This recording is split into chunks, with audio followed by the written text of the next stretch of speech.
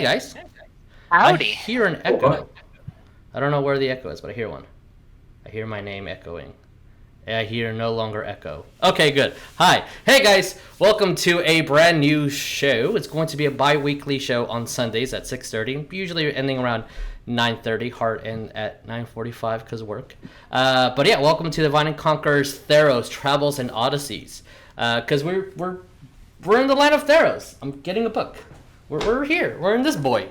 And apparently every single Sunday is Magic Night because we have Magic the Gathering on the alternating Sunday with this one. So yay, temp shows. We'll see what happens.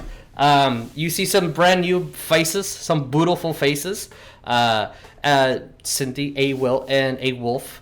Ryan is here somewhere, but you can't see him because he's invisible and he hates us. But wait. You told me not to press the buttons, so I'm not pressing buttons. Okay, well now I want you to press. No, don't. I don't care. So yeah. This is episode 1.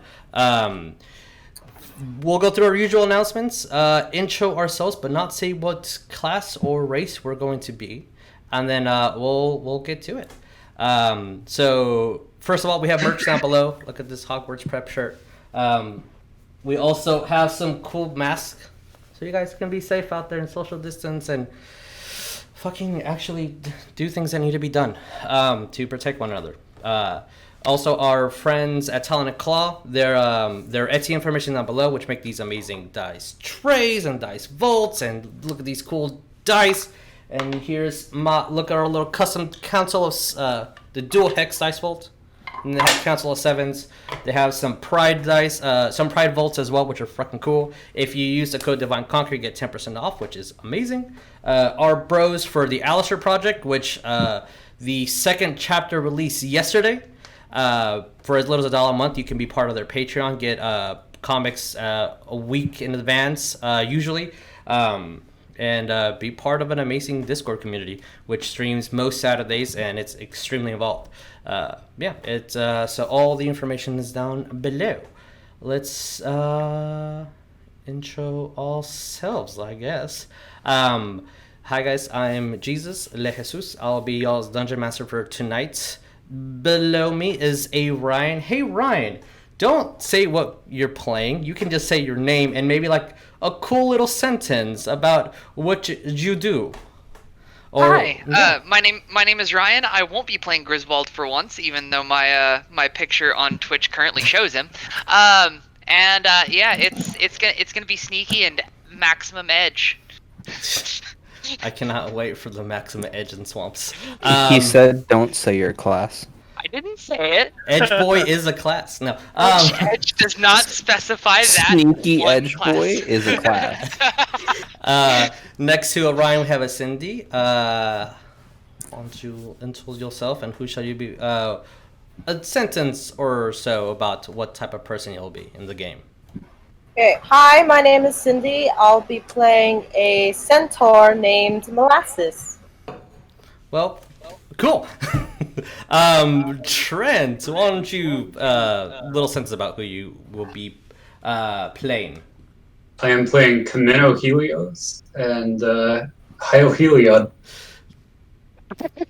That pretty much describes your entire character. Yeah, I agree. Will. Hi, my name's Will. I'm playing Asterion, and I'm just here to get things done and look pretty while doing it. Nice. And Wolfie. Hi, I'm Wolf. I'm playing Zipzammn, Zapazzin, Zermacen, Zaphremen. My friends call me Z. Cool thing, I can play 6 instruments at once. It sounds better than anything anyone's ever heard, or at least I think so. That's all that matters. Yeah, people find me inspirational. That's pretty good. All right, so let's intro the world now, shall we? We won't be playing a little trailer, but here we go. So, welcome all to the world of Theros. Well, not just the world, the plane of Theros. This plane is governed by the gods of Nyx, a world created out of a more or less metaphysical property of belief, an unconscious system of dreams that make things real. The gods are not necessarily tied to prayer, but tied to the unmoved will of the people, of all the people of Theros. Things like, when you walk outside, you don't pray for oxygen. You know oxygen is there. You don't pray for gravity. You don't pray for the sun to come up.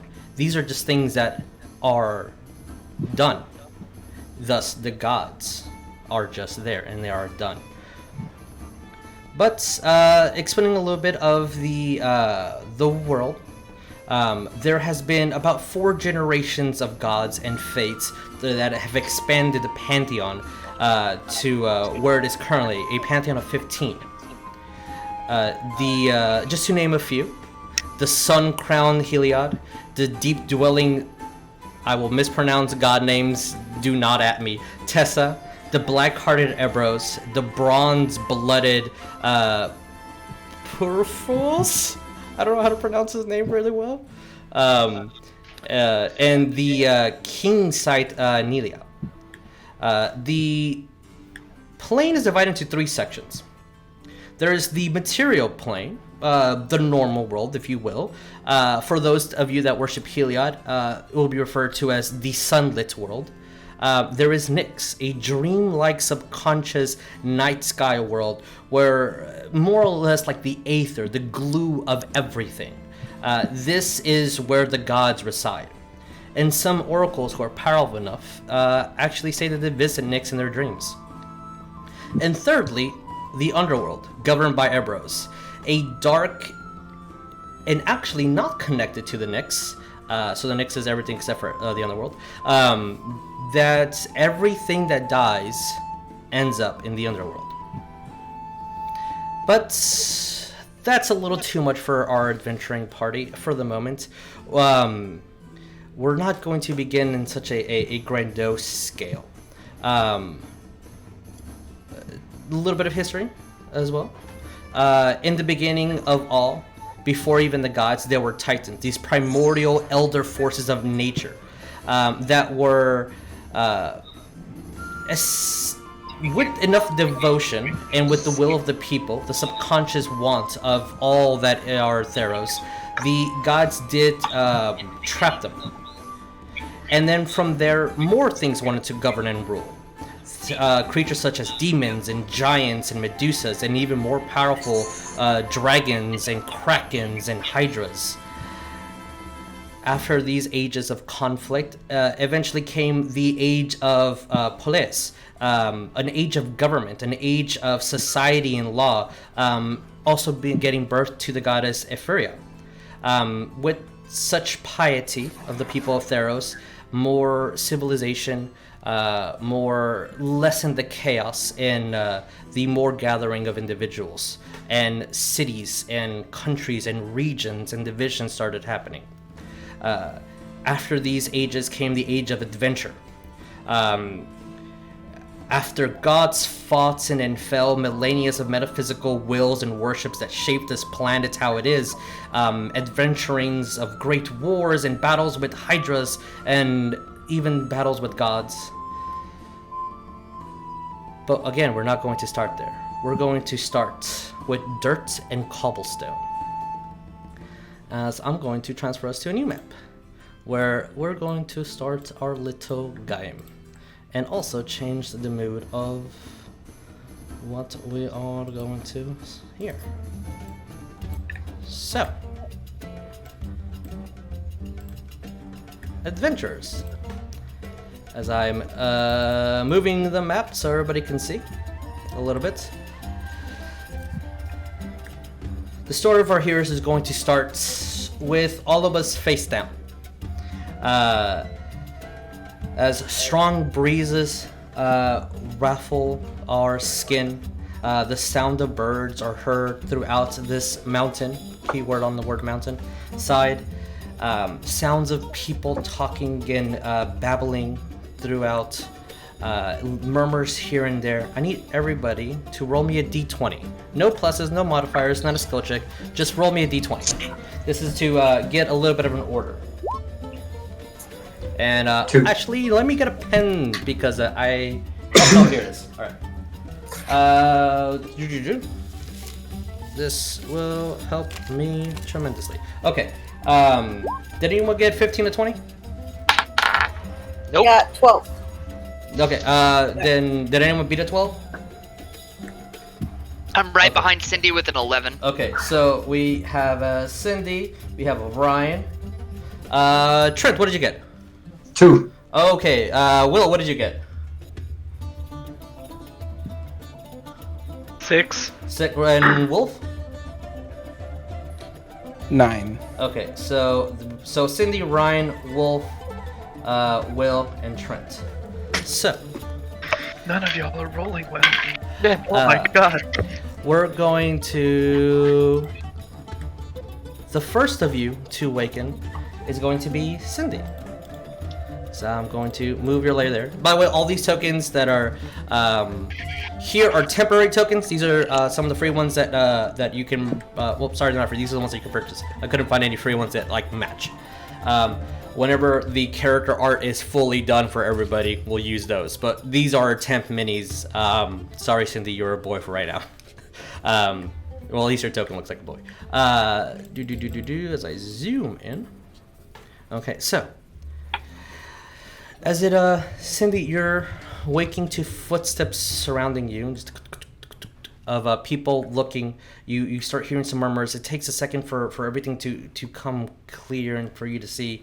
It takes you 2 breaths for you to fully get a good amount of oxygen into you, as you're noticing that you're high up in a mountain. You see a little bit of low-hanging clouds around this city. Beautifully decorated, lively city. You see colors of blues and reds decoring the white marble around. You start smelling the air of fresh food. You start hearing language that's coming subtly. And you're not really sure how you got here, why are you here, but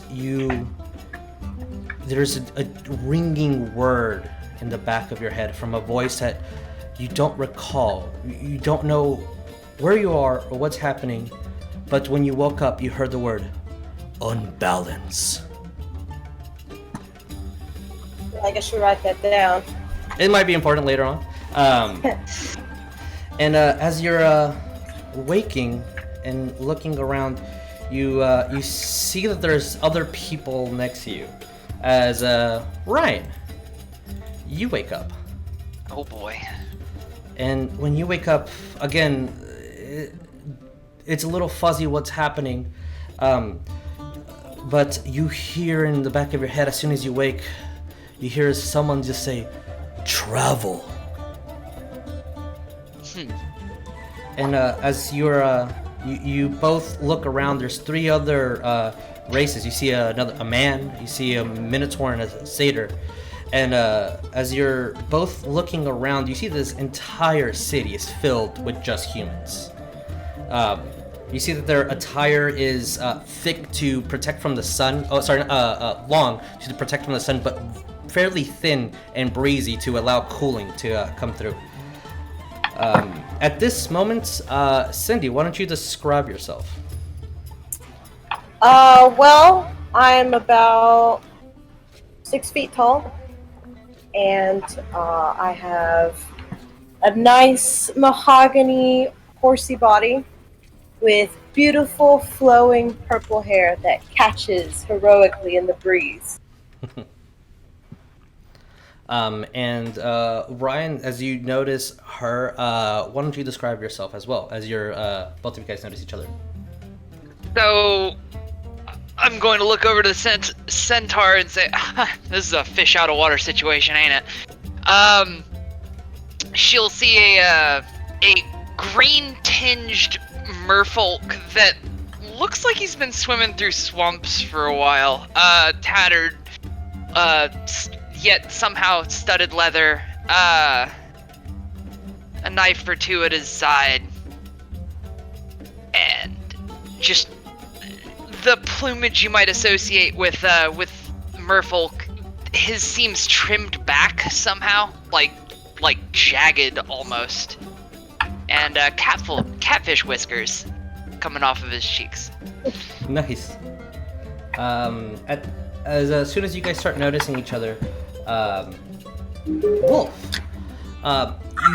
you wake to the immediate pain on your stomach, like you're sitting on like a stone or something, like a piece of steel.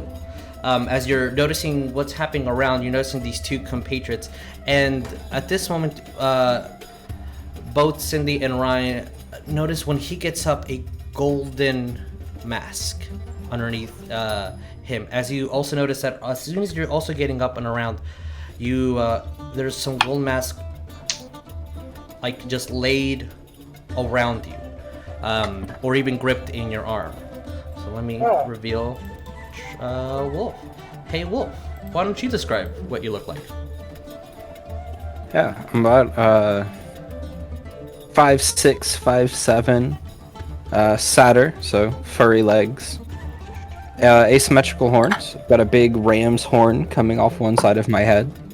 The other horn isn't really visible. He's got what can best be described as a visor upside down and cocked over to the side, covering where that horn would be.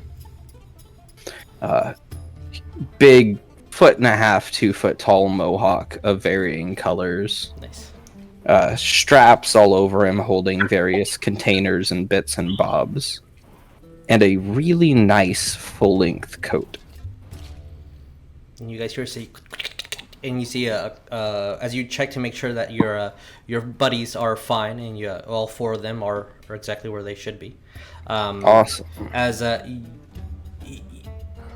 you keep thinking, where are you? And the last thing you remember was just the word of someone saying, faith. As this is happening, and you start noticing people looking around you, there's a large community of individuals, and you see that there are, so I'm making the map a little bit smaller, they're starting to gather around a man in the far off corner, next to what looks like to be a temple. Someone. Oh, Sydney. I think you're having me up. I'm doing what? You got a Bluetooth speaker. Sounds like. Oh. If your laptop is on. We'll echo. Okay. That's why headphones are good. Yeah. See now. Yeah. They're so hot. My apartment's really hot, and so my ears are all sweaty. Oh, apologies. We'll put you in a cooler I next can time. hear y'all fine though. Okay, cool. All right, good. Okay. As or was I? We'll just say the next person wakes up. Will wakes up. A groggy, large individual. As you are moving around, you kind of put your hoof on something as you're standing, and you hear as something bending, and you think you're about to shatter it, but whatever this is solid. And you see a golden mass underneath your hoof, and you're seeing these individuals. Why don't you describe yourself? I'm a hulking, brown, shaggy individual. I kind of have this hunched, like, back kind of thing. Like, I'm just swole looking, and I've got these big old horns that come out, and they come out, like, kind of in front of my head. I'm a Minotaur, and I'm kind of shiftily looking around at everybody. I'm, like, thinking about going for my axe. Maybe one of my other axes, but I'm weirded out. There's a lot of humans here, and I don't remember winning this here golden mask. And once you move to reach your axe, it's not there. And now I'm like looking around even more, and I'm like, neither are your throwing axes. And, I'm looking shiftily at everyone. And you see this odd little circle of individuals as the last person, Trent, to wake up. You hear as the hooves clinking against the cobblestone, and you wake as well. Oh, apologies. The word that you hear when you wake up, Will, is Odysseys. And as soon as you wake up and you start getting up from your position, Trent, and you notice that you got up a lot faster than you normally would, as you don't have your plate on you. No sword, no shield. And as soon as you wake up, you feel this ringing in your ear of some man just saying, "Adventure." Or adventurers, apologies. As you're noticing this crew of odd individuals in a city high in the mountains, and everybody here is of a different race other than the humans around you. Why don't you describe what you look like? So I'm a 5'11" guy, got olive skin, toned, probably not too distinguishable from the other people around me. And I'm in robes like the people around me are, but mine are white rather than any of the other colors. Yeah, and sorry. I'm gonna look over at the Sayter and kind of like side-eye him and try and figure out whether he's drunk or not. As you are questioning that, you do see a small child run up to you guys, as most of you are standing in an awkward circle or starting to stand, and you hear, "Look, Bamba, look!" And as the father kind of walks over to him, "Adventurers," and then kind of sighs, and starts goes over to his child and looks at him. "Pay no mind to the drunkenness of them. They're fools." And they start walking away. And you start seeing that a lot of people are staring at you and talking about you. I'm gonna reach for my hood and attempt to put it over my head just to try and obfuscate a little. Sure. Do I have a hood? If you want to, your clothing is as you wish. But as you put your hood up, kind of covering most of your face and part of your long hair, you don't see your wand, you don't see your dagger, you don't see your bows, you don't see your rapiers, you don't see any of your weapons. You have your common clothes on, you don't have your leathers, you don't have your gear, you don't have your bracers, you don't have anything worthy of fighting or combat. But as you look throughout, your musical instruments are there, your family possessions are there, your holy symbol is still intact. I still got that letter from a friend. You still have your letter. I'm gonna check for my short sword, I guess. It's not there.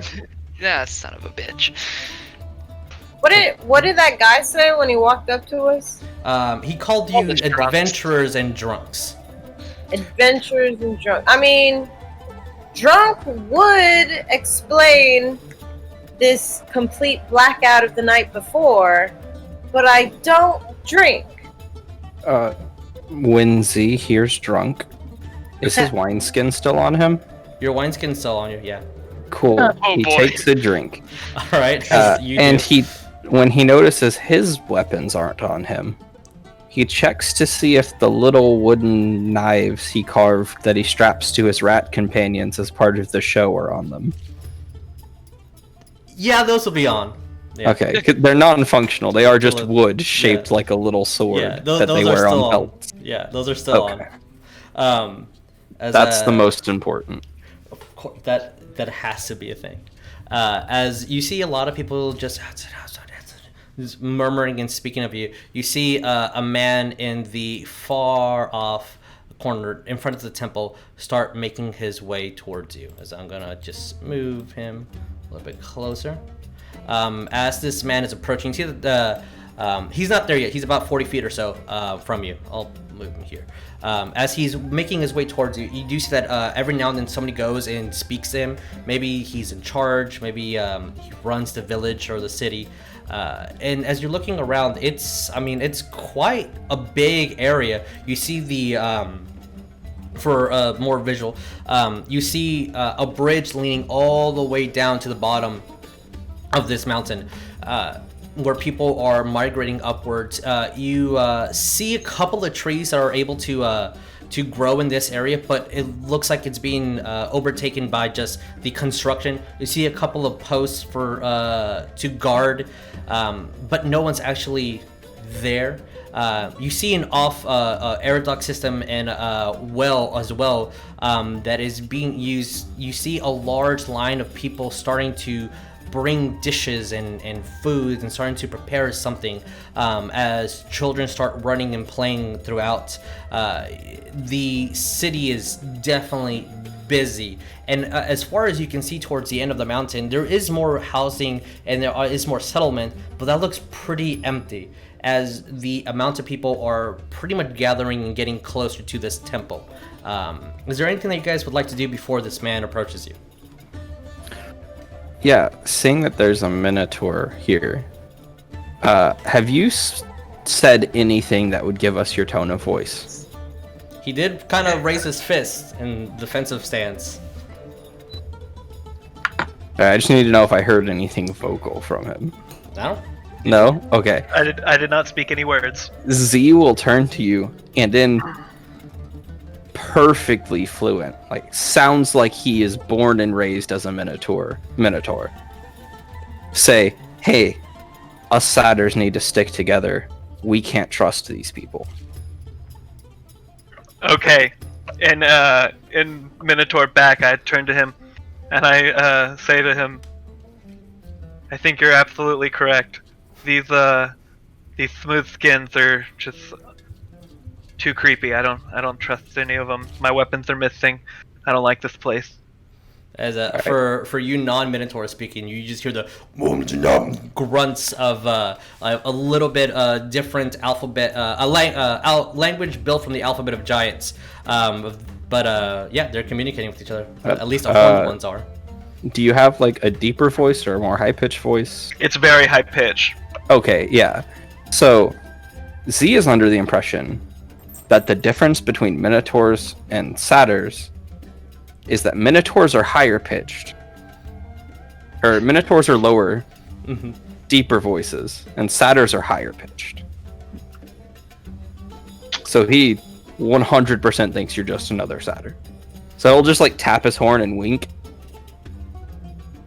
I give you a quick nod, like it's quick and fast enough that it causes the like ring in my nose to like go with it. It's there. What about the rest of you guys? As these two individuals are speaking to each other in a foreign language, unless you know Minotaur. I'm a little bit intimidated by that, and I'm gonna stop side-eyeing the satyr and look over towards the temple and see if I can identify anything that would show me who the patron god of this city is. Sure, roll me religion.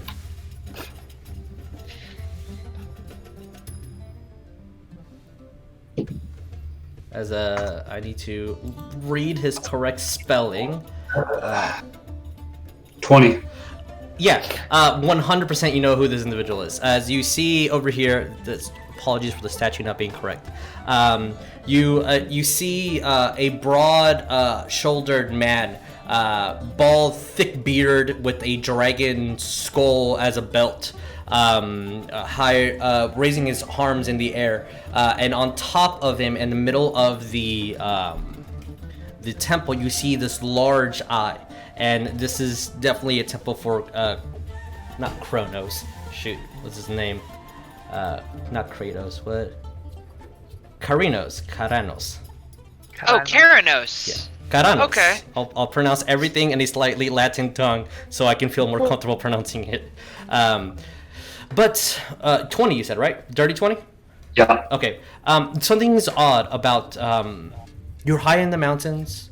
The colors and the skin, the dress that everyone has looks very. There's just one little detail that you've never known a temple of Keranos to have, and the eye looks like it has some jagged teeth all around it.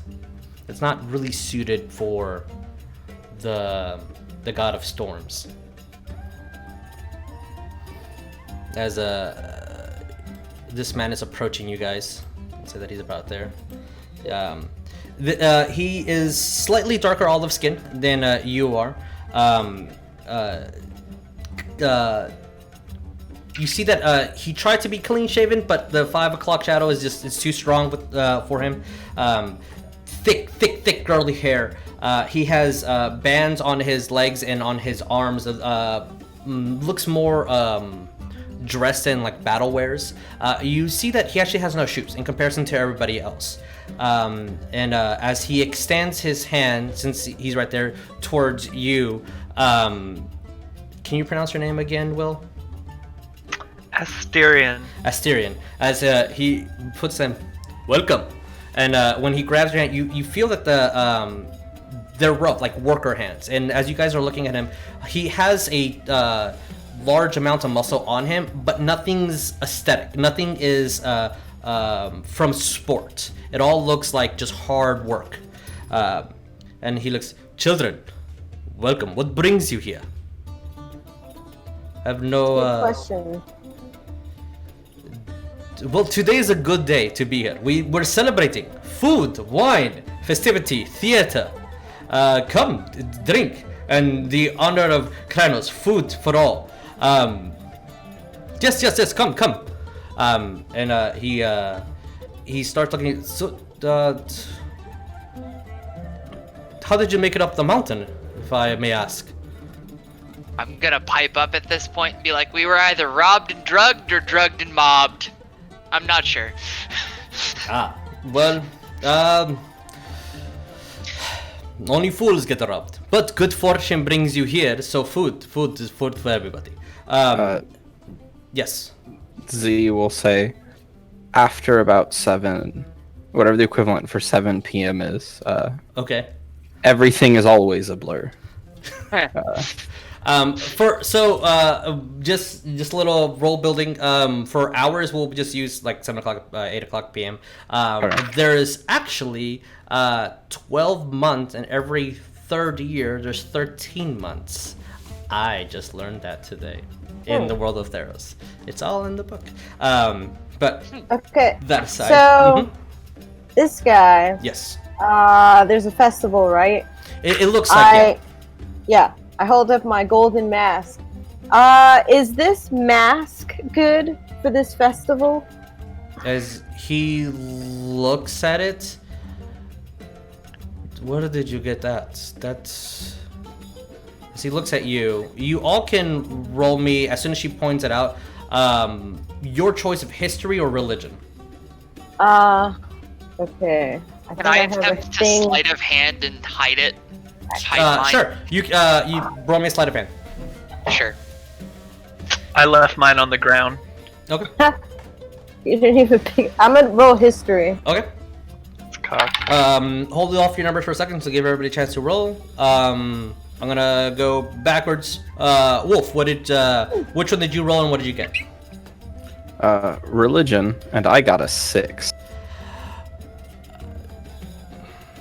It's, gotta- at least you would know. Okay, so 6. Okay. Will, what did you get? I got a 17 with history. Okay. Trent, what did you get? 14 with history. Okay. Cindy, what did you get? 15 history. Okay. And Ryan, what did you get? 15 history, 14 sleight of hand. Okay. If 14 is below y'all's passive perception, so perception just plus 10 without rolling, you do not see Ryan pocket the mask. Can I attempt to sleight of hand mine? Sure, of course. Cool. Wolf, as this is The only recollection you know is that, well, there's a myth that when you die, you're given a golden mask. That's about it. For the rest of you, there is a city, at least, of individuals with golden masks, dark gray skin, and... Who got a 17? I did. Okay, no one beat the 17, correct? Correct. Oh, yeah. So everybody except for Will, you know all these things plus one thing in additional. They're rumored to be a true necropolis, a city above the underworld, in the normal plane of the dead, and golden mask is an attire that they wear. And for you, our Minotaur friend, all that is true, in addition to the mask is given to you when you die, so you have to have died to get this mask. But you're not gray-skinned like the returned. Nobody is. I'm just gonna check my own green skin to verify, Yep, pull up a sleeve real quick. It's green. It's green. Okay, it's green, not gray. Yeah. Awesome. As he's looking at you guys, looks like you guys travel with unusual kind. I'll be wary of that mask. Sell it if you will. However you acquire it, it's none of my business. But come, eat. Alright. I could eat. As you guys gather to, I'll just. By the way, everybody has control over their minis, and only them. But I'm going to move you guys over here. As there's a line of individuals already packing to get food.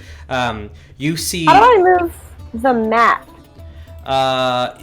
So on the top right, there is a plus and minus sign. You can minimize it or maximize it, and then you know, moving like a normal screen on the bottom or right. Okay, I figured it out. Yeah.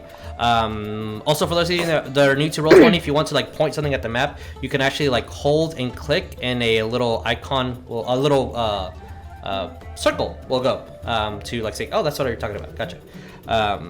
So as you guys are heading over, you see and you smell freshly baked bread.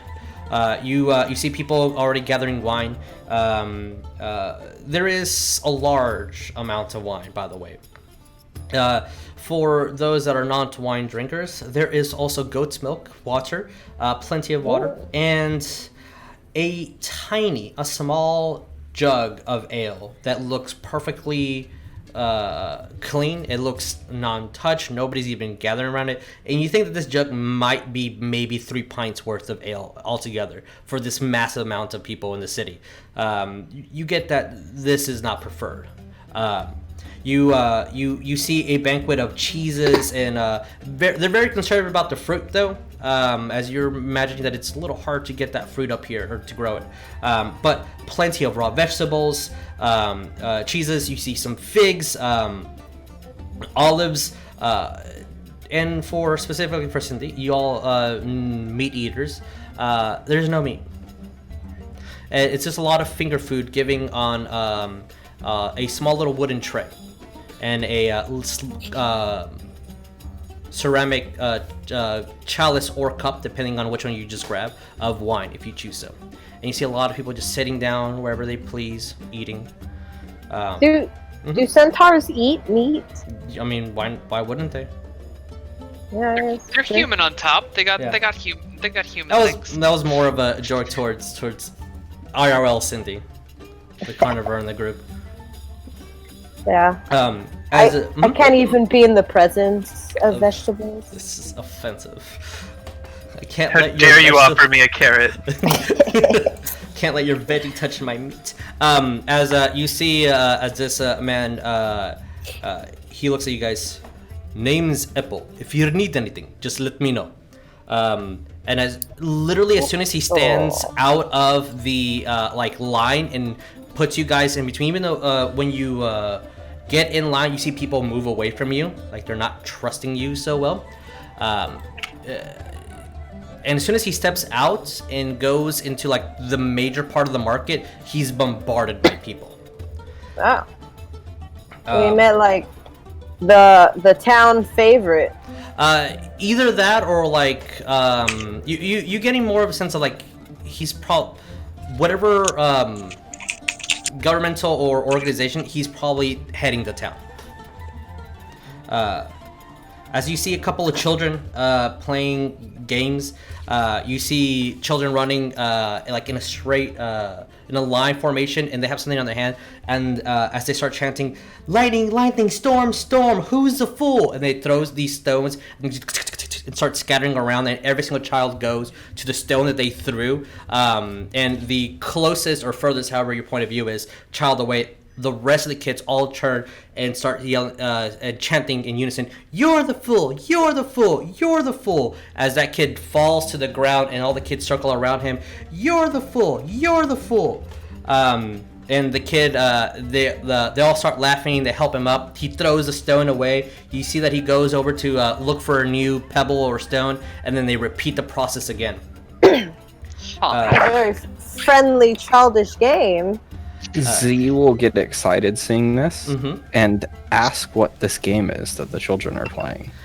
You'll see this older woman as she's currently refilling a wine for you. As she's like, "Oh, it's just the game of lightnings and fools. It shows that if you're the fool, you must overcome it. Find a new stone, find a new way to overcome. And through this, you'll grow wiser. It's just a kid's game." Z wants to try and get in on this game. Sure. Roll me a perception to look for a stone, unless you have something. So I'm grabbing a couple of dice, getting ready for this. 9. Okay, you find something that you think will be pretty good. As you grab your stone and you see a couple of kids not sure what to do, as they can pretty much figure out like, oh, you're trying to participate, and one of a little girl kind of approaches you. "Do you want to play?" Yeah. Okay, all right. You have to say lightning, lightning, storm, storm.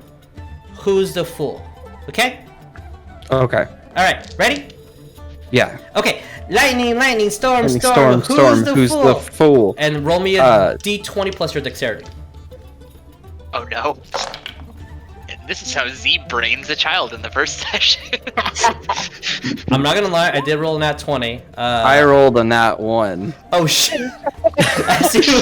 as you throw the stone, and it hits, and you see that it doesn't have a good, like, a swift, like, these kids have been playing, they're pros, apparently, because yours does go far, but theirs is starts skipping as everybody runs to their stone, and you kind of run, and you're the last one in line. Everyone turns to you like, "Fool, fool, fool!" And they start running towards you. What do you do?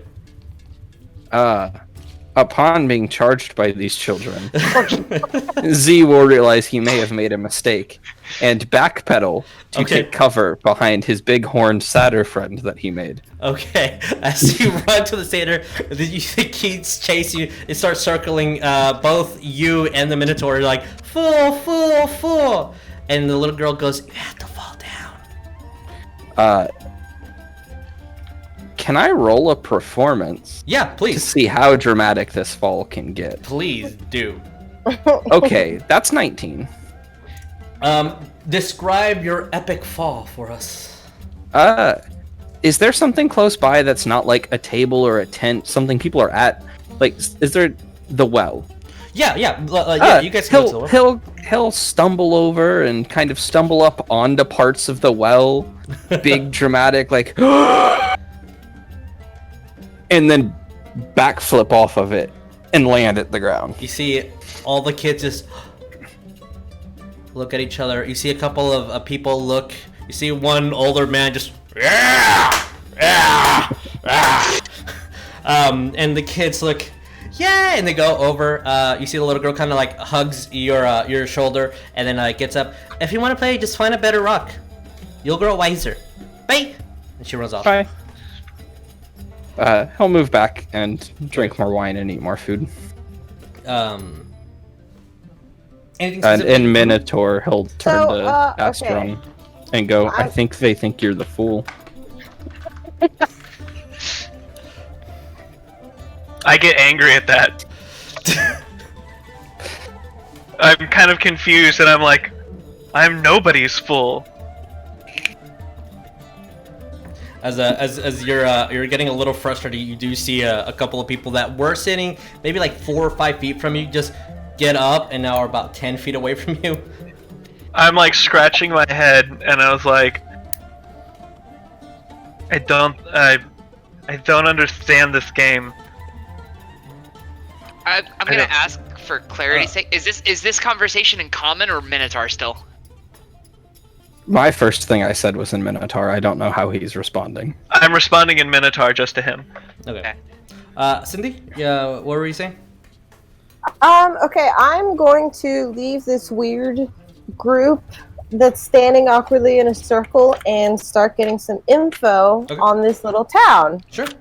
So while slurping my cup of water noisily, as is the traditional Centaur way. Are you making bubbles as well?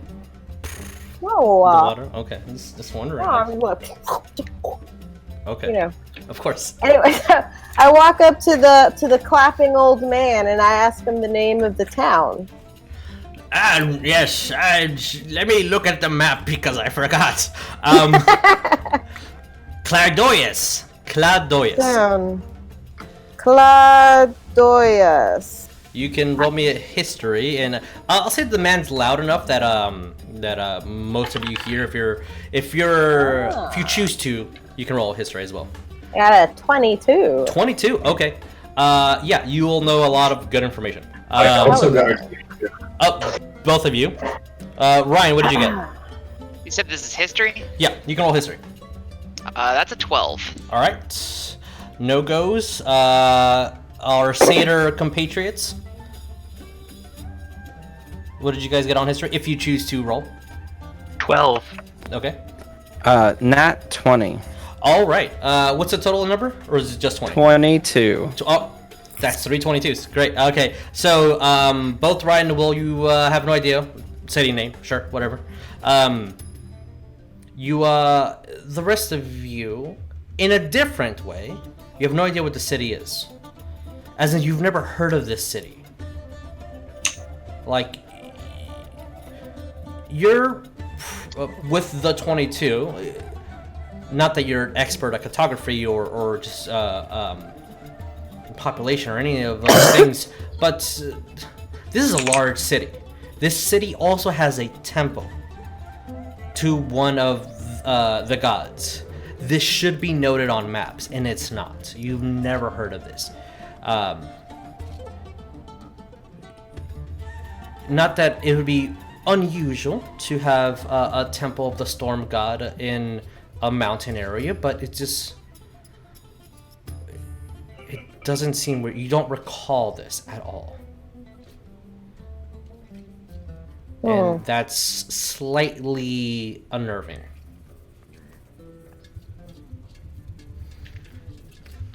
Who's the storm god again? Actually, let me. Keranos. Since you guys are so close to the statue, let me give you a note. Here is a handout. Show all players. So this is what the statue pretty much looks like, and this is the god of storms and wisdom, a god of visions. Beefy. He's a pretty beefy boy. Doing T-pose. Yeah. Power pose. Yeah. God. He is. He's He is asserting his T-posing from the dominance. And those will be in your handout, so like if you ever need to refer back to them, they should be there, unless I delete it for whatever reason. And if I delete it, it's probably because I'm running out of space, because I have 3 Where are games. the handouts? Okay, so top right of the Roll20 screen, next to the chat bubble, Okay. there's something that looks like a newspaper. If you hover it, it says journal. Click it, and it'll give you handouts. Yeah. Who's Leon? That's handouts for Wednesday's game. Unfortunately, Oh.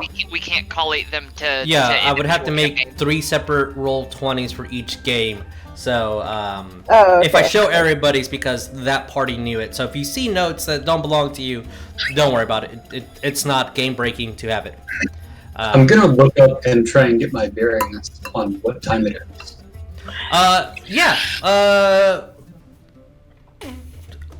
Also, just roll me a general intelligence. So yeah, just a d20 plus your int modifier.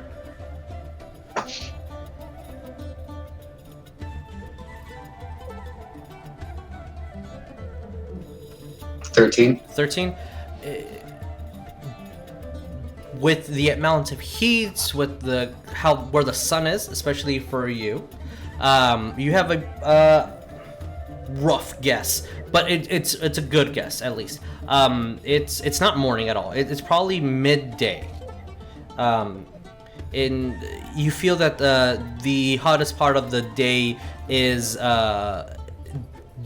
was just a bit ago for the amount of people that are out.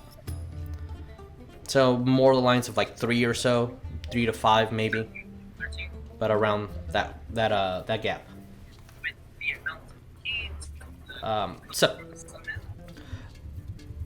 Yes. As we all get our drinks and everything, and noting the general sun thing on time, I'll be like, day drinking.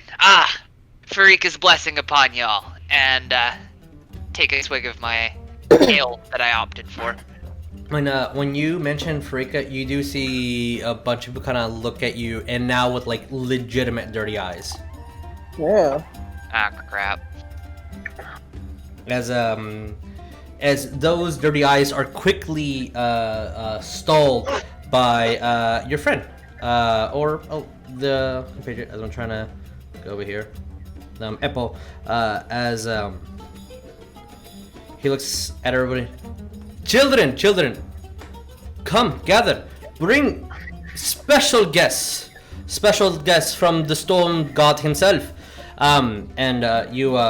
You see people come out of the temple with different arrays of flowered necklaces, and they all approach you really uncomfortably and like start throwing them on you.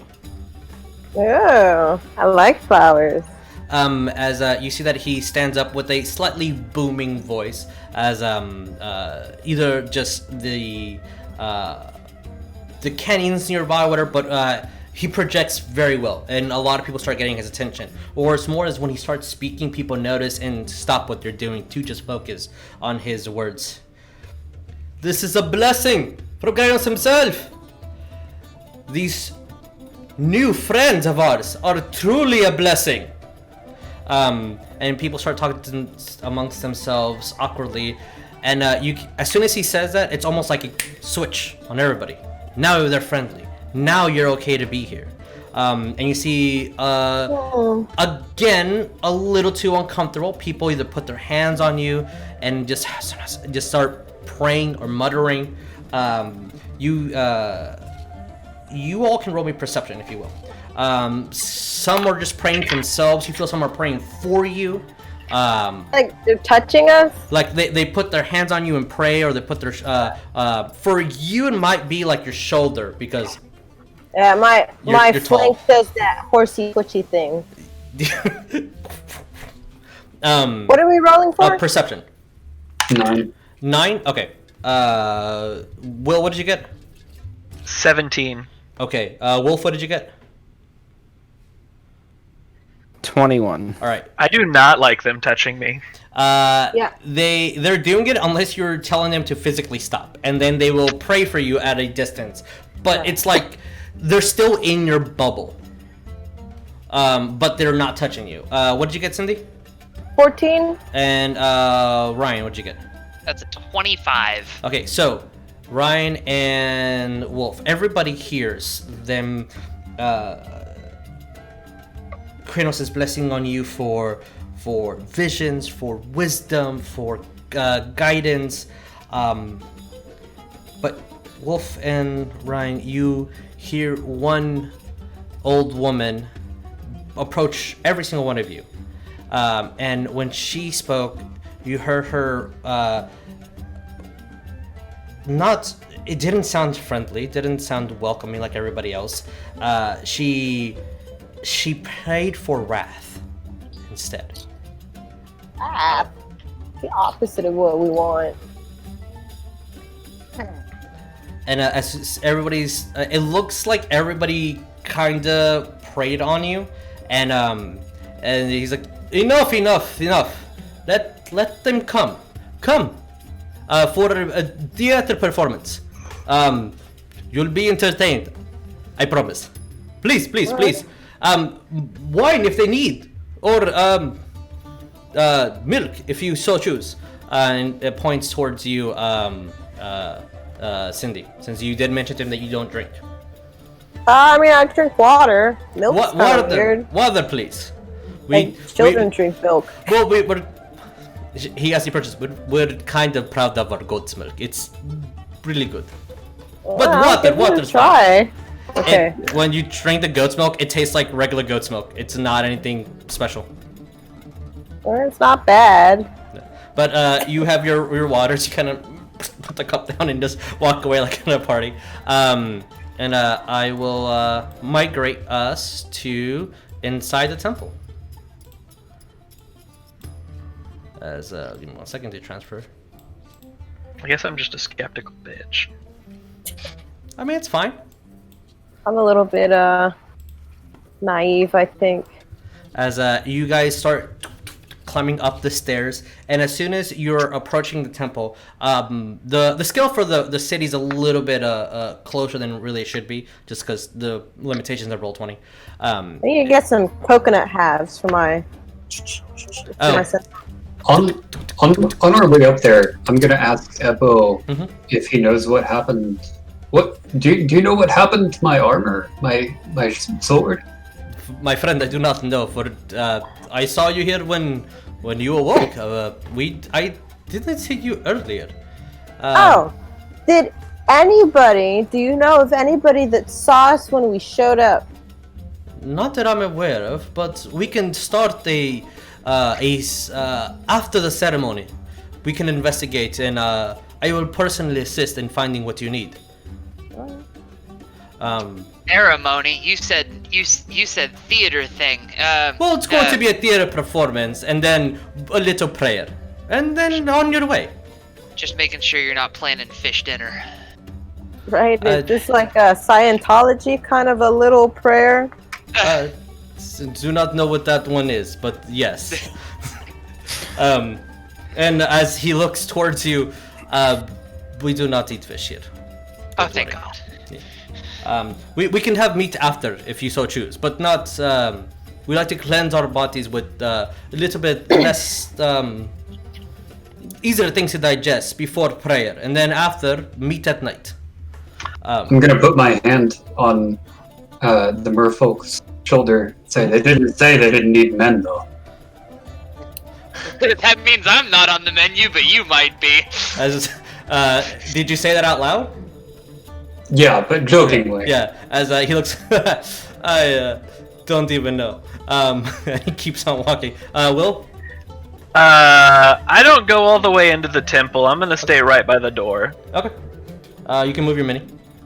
I'm just gonna. These would be the entrances to the temple.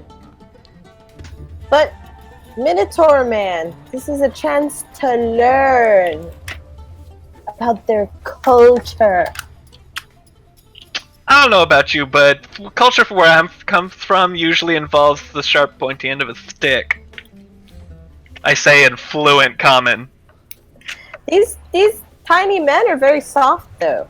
Should be all right. Sure. He's just so uncertain, just shaking his head as He's just shaking. My axe is missing, and there's lots of them. Acts. So these. My axes. I'm assuming these are pillars. Yes. So it's a square shaped building that has maybe about 15 feet worth of stairwells going up, and these large pillars keeping everything up. You do see the sky above you. It is open, and as soon as you guys start coming in, you it starts getting darker. As you guys are stepping forward, you see some older-looking folk doing like art outside. Beautiful display of colors, but it's all with sand. Making these flowers, these beautiful sunsets, the ocean, just intricate shapes. And as you guys are stepping forward, like before you enter in the temple, and you see the clouds just roam above, and you hear the faintest of thunder in the distance. You see one of the older men. Ah, favorable weather. Oh, good. A blessing upon us again. Z will stand. So the pillars have like flared bases, right? Yeah. Okay, he'll stand kind of perched on the flared base of this pillar over here, close to his large Sayter friend. Okay. In case things go wrong. Sure. Yes. So he can see over people to see the performance still. Understood. As you start hearing music throughout, almost like they know what's like this is the first part of everything. Before even everybody starts gathering, you start hearing lutes and flutes in each corner, kind of just filling the air with the dancing atmosphere, and a lot of people are happy. It's not really like a lively song, but it's like a foot tap song, as people are hymning to themselves or saying short mantras, just muttering, only at like a personal level for them to hear, as people comes and almost like immediately as soon as the last note is hit, he starts speaking. Welcome. As you all know, this being the 5th age, and that strikes all of you as odd, for there is no 5th age. You guys lived in the 4th age of Theros. Like, as you all know, in the 5th age of the world, we had peace for so long. Children of Storm, please come and seek insight, wisdom. We've all gathered here for offerings and givings to the great. I'm mispronouncing his name. These names are gonna kill me, I swear to Lord. Keranos, thank you. Thank you, my friend. I almost forgot his name. He's my god, so it's kind of weird. That as a player. Yeah. From the fountain of foundation to those who have suffered and showed us the wisdom of the riddle of lightning. As he motions now for like, yes, please, come. The blessing of rain. As the exact center where I put you guys out of just coincidence. You see it trickles already start dropping down, and he's the only one stepping there as he kind of moves a little bit closer.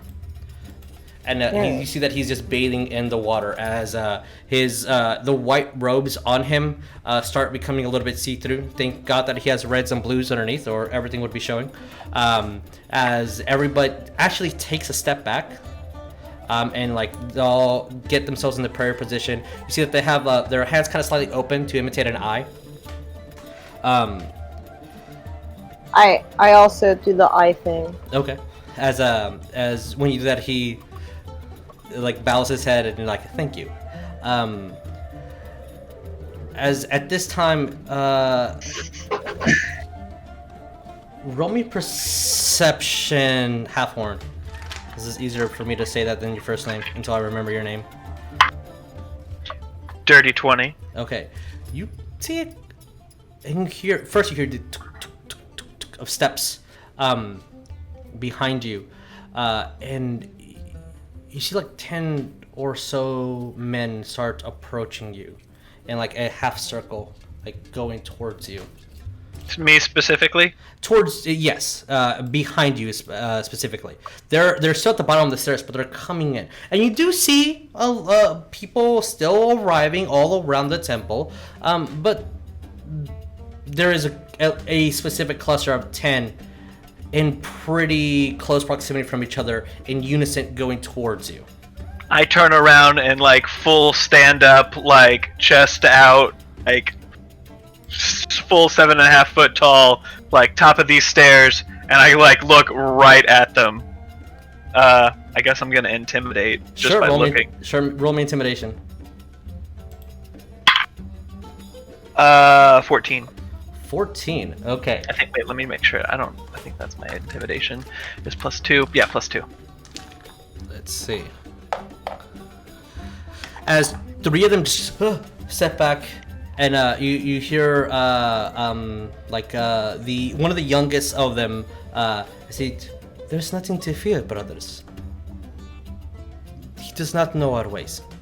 And they start approaching closer and closer until they're like 6 feet from you, but blocking your way. And you see those 3 are still kind of like intimidated, and maybe now they're about 7 feet away.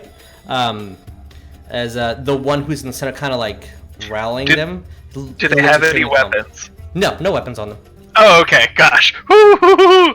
Nobody here has weapons, by the way. They're just soft little humans. They're They're cute in a way. They're Keranos worshippers. They are Keranos worshippers. That's chain Too bad. lightning. Forgot to read up on him. That's me being a magic nerd. But I will note, as the rain starts coming in, I kind of positioned myself towards one of the pillars. Is rain still catching me? Yeah, it is. I'm actually trying to get the rain audio to pop up, but apparently it didn't. But yeah, rain is still falling. As the rain starts pouring in, I'll take down my hood again, like seeing that I'm in the company of people that aren't exactly super aggressive towards me, and kind of like try to catch the rain on the sides of my gills just to like get them a little wet, because they're probably drying out at this point. Okay. As the water starts pouring a little bit thicker, cold, you hear the first actual of lightning, and everybody smiles. Like, this is joyous. This is great. This is exactly what they want to. Oh, y'all like thunder too, huh? Puts me right to sleep. As you see Hippo just smile at you. Yes, the lightning and thunder is a great symbol. As I do not believe that you are here out of pure coincidence. You are obviously a blessing. You're obviously here for our hero. And all praise heroes.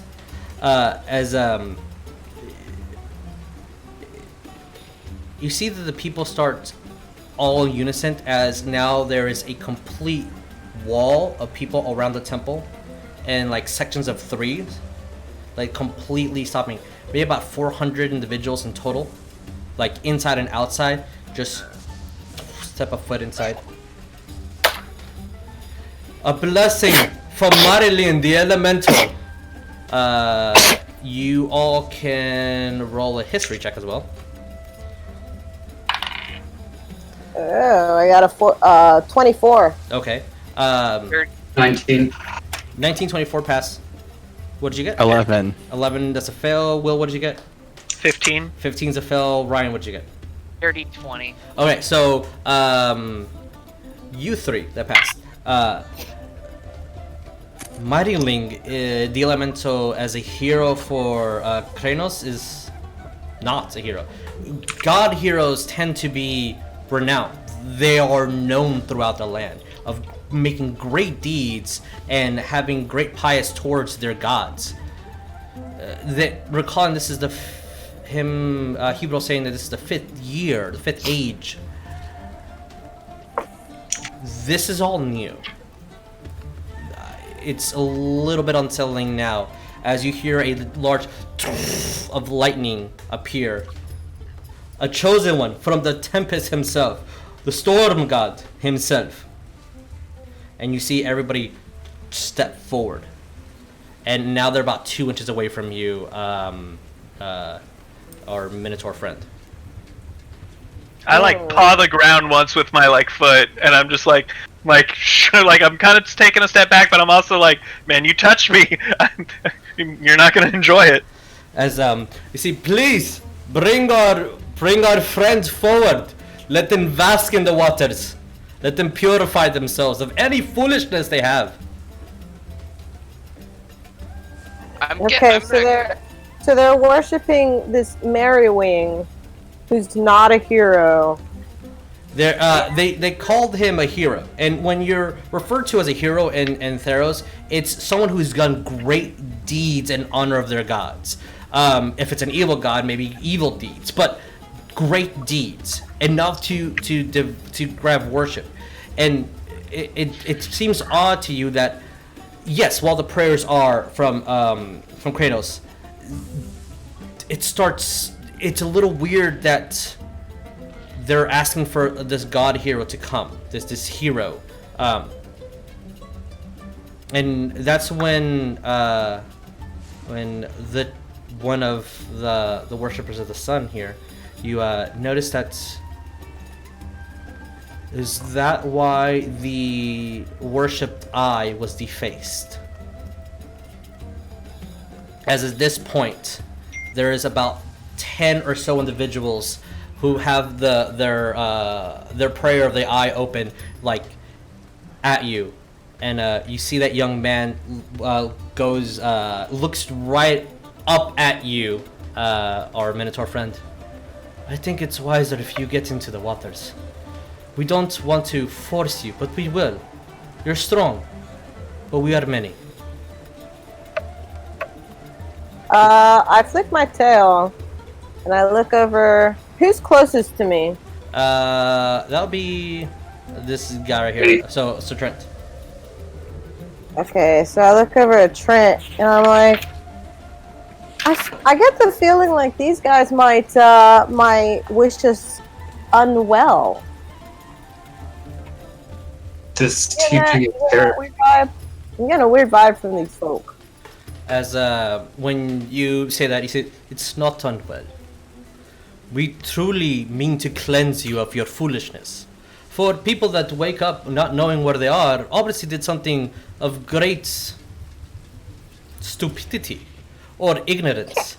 And I can't know that. Being blessed by visions and foreknowledge, this is obviously the rain, the lightning, Marlianst himself.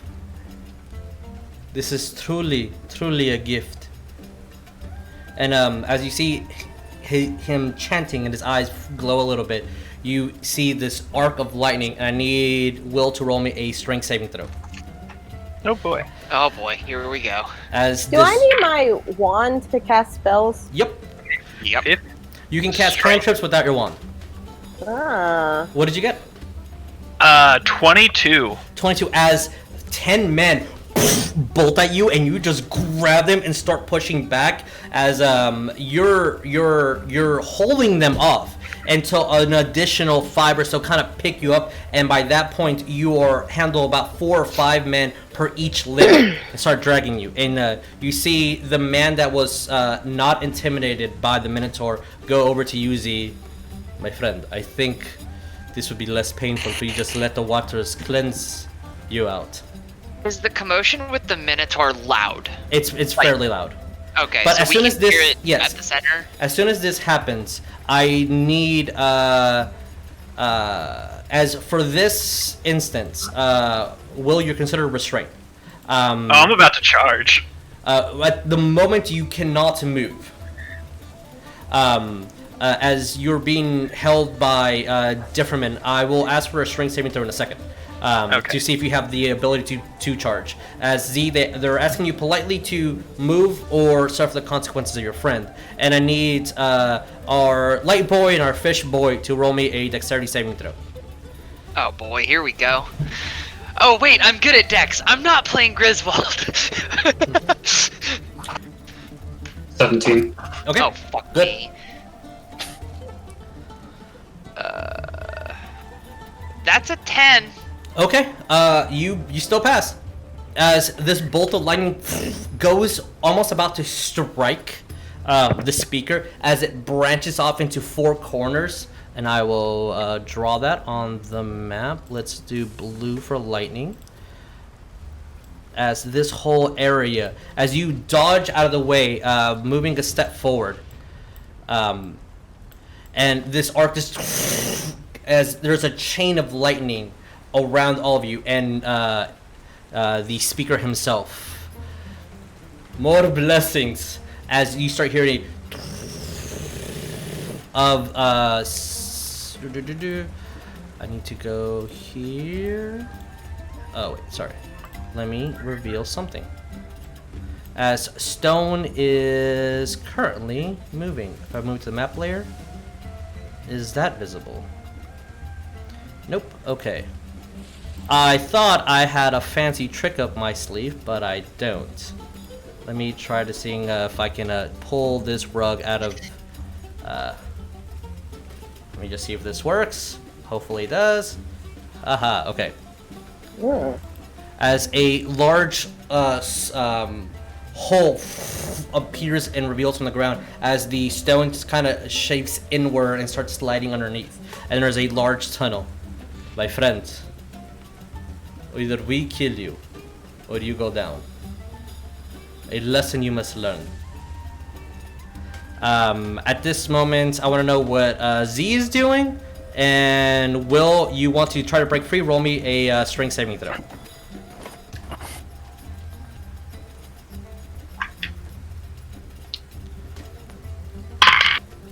As the young man just asked you if you can step forward into the waters. It'll be for your own good. 21. As you manage to move 2 out of you, and the weight kind of shifts, and now you fall prone on the ground, but you're not being restrained. And you start seeing a lot of individuals, like maybe half, so about 200 or so, look menacing and threatening towards you. And they're Am I on my stomach or am I on my back? I'll say you're on your side, so you can pick yourself up if you need to. Okay. I want to get ready to basically, like, I pound the ground and I, like, get ready to charge. Alright. Like, I get those horns ready. Roll And I'm gonna charge. I'm gonna roll right out. Oh, wait, you can't see my hand. What am I doing? You're trying to bull rush through them?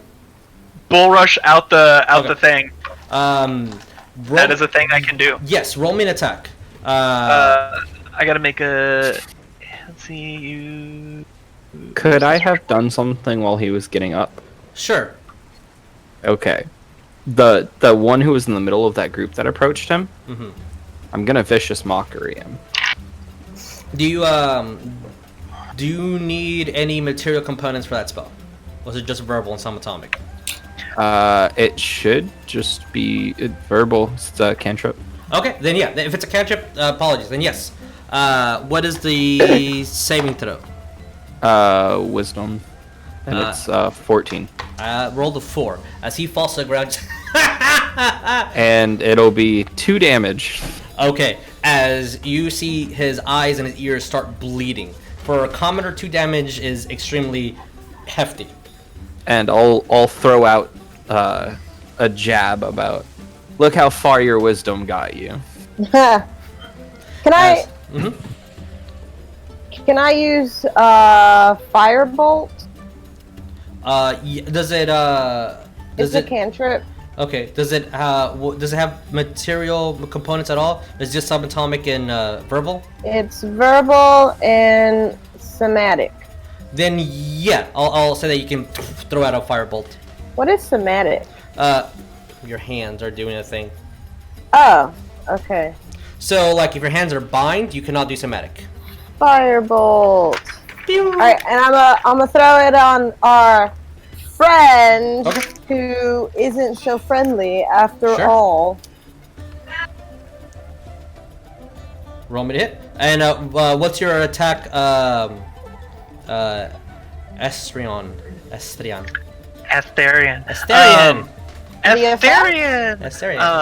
It's a 1d10. Well, roll me an attack first. You have to hit. So roll d20 plus your spell attack bonus. Is that the +5? Yeah, it'll be the +5. And then if you do hit, then you roll me the d10 of damage. So, Asterion, what did you get on your attack roll? It's a 19, but I'm not sure what I'm rolling, adding to it. So it should be your strength plus proficiency. Regardless, 19 hits. So roll me damage. Okay, so it's 28. 20. Yeah, you definitely hit. Yeah, roll me. What did you get, Cindy, on your firebolt of damage? You said a d20 plus the 5. Yeah, that's two hits. Yeah, sorry. Mm-hmm. I got a 10. Unfortunately, as the bolt goes, you see that he barely dodges out of the way, but he dodges. I see you had fight in you. This is good. This is good. Let it out. Let all the anger out. And you see that he steps back right before the lightning. I've got a statement. Yes, as soon as I get the damage from Will, 1 second. 9 points of damage to anybody who's in front of me. As you hit these two men and gore them as two fall down to the ground. You see about 5 more get into their place, like they're stepping over their dead friends. As you see behind them, a couple of people grab them and start praying or muttering. And it looks like it's UV 200 at the moment. Oh boy. I will give Trent and Ryan 1 round as well before. Is Eppo visibly armed? I'm sorry? Is Eppo visibly armed? No weapons, nothing on him, not even armor. Channeling lightning, though. Okay, so Trent, if you go ahead and move first. Go ahead. Okay, so I'm gonna step 10 feet to my right and just kind of look into the chasm. Does that look deadly?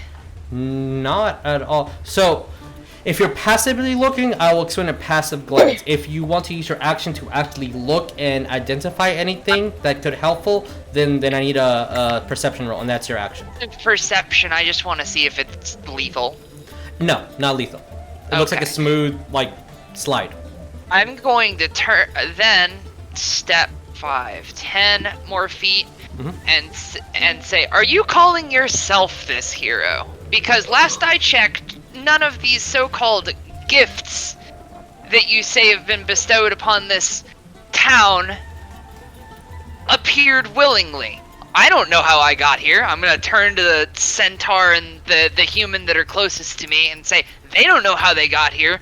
All we know is we woke up, we have no weapons, and this, you call this a gift, I call this poison, and I'm going to fire poison spray directly at him as I say That is that. a Constitution saving throw? Yeah, we were proofing. That is a con save or take 1d12. That is a 12. DC is, to my knowledge, 14, but let me double check. Crap, I forget how I determine this, because I'm not a caster. Spell save DC would be 8 plus what? Probably plus your intelligence? Whatever your spell casting. Charisma casting modifier Okay. for this. So it's 8 plus 1 plus proficiencies plus 2. Yeah, he passed. Okay. As you throw out your spray and he just moves out of the way. Again, Hello, bitch. I'm not trying to kill you. I'm not trying to hurt you. I promise that the less force you use, the less we have to use. All you need to go is go down the well, and your foolishness will disappear. I promise. And I What's guess down the well? I'll use my final Enlightenment. No, fuck you. I don't know you. I don't know your religion. Yeah, I don't know what the fuck you're talking about. Yeah, so Trent, you have an action as well. What do you want to do?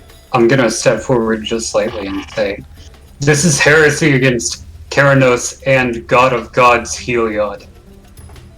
As you see that Hippo laughs. Helios has no power here, my friend.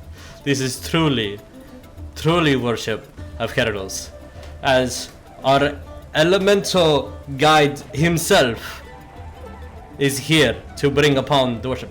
And you hear this just mighty roar above you. And just echoes throughout, and maybe about 50 people just immediately bow down and start praying. As at this moment, for the sake of first session, both our satyrs would be grabbed and restrained as you're fighting and tumbling. A couple of broken ribs, black eyes for sure, gores here and there, spells being casted for the cantrips that you have, and some individuals laughing and falling down. You see that as soon as you guys move through the lightning, the individuals themselves, the people of this town, have no effect except for both of you, which take 1 point of lightning damage as you cross through. Both of you being who? These individuals right here. Both of our satyrs. As I'm gonna move you there just because I don't want you touching the lightning. As you see the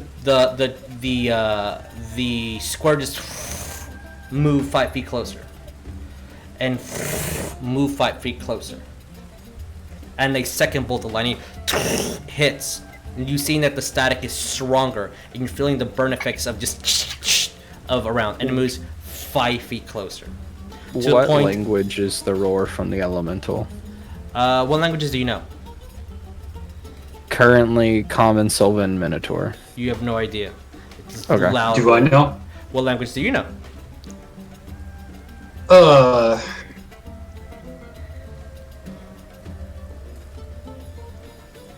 Celestial, Infernal, Primordial. You have no idea what language this is. It's not Leonin, is it? It is not Leonin. Not at all. Okay, I just had to make sure, because that's the only one that hasn't been said. And I'm going to need a dexterity saving throw from everybody. As the lightning gets so close that you see that it kind of just merges into y'all. Ryan, what did you get? I love how you're asking me 14. first on dex. Okay. I usually go one or the other, so it's either Wolf or you first. So what did you get, That Ryan? is a 21. Alright, pass. No damage, no nothing. Cindy, what did you get? I got a 10. Alright, pass, no damage, no nothing. Trent. 14. Same. Will. 14. Wolf. 23, it was a nat 20. Oh, nice. As you see the arcs of lightning come by, and you're dodging and weaving, and eventually you have either no choice, either to get fried by lightning or go down the well. And because session 1, railroading a little bit, as you guys get pushed down the well and are sliding, tumbling out of the area, you see this open clearing. You see clouds beneath you as the sky, there's cities below, and you're no longer near where the water is. And you hear chanting and prayer above you. And that is where we're going to take a break, and we'll be back in 15. What happened to our meat? We'll find out soon. Yeah. As he promised, meet after the ceremony. But yeah, we'll be back in a bit, y'all. So stay tuned.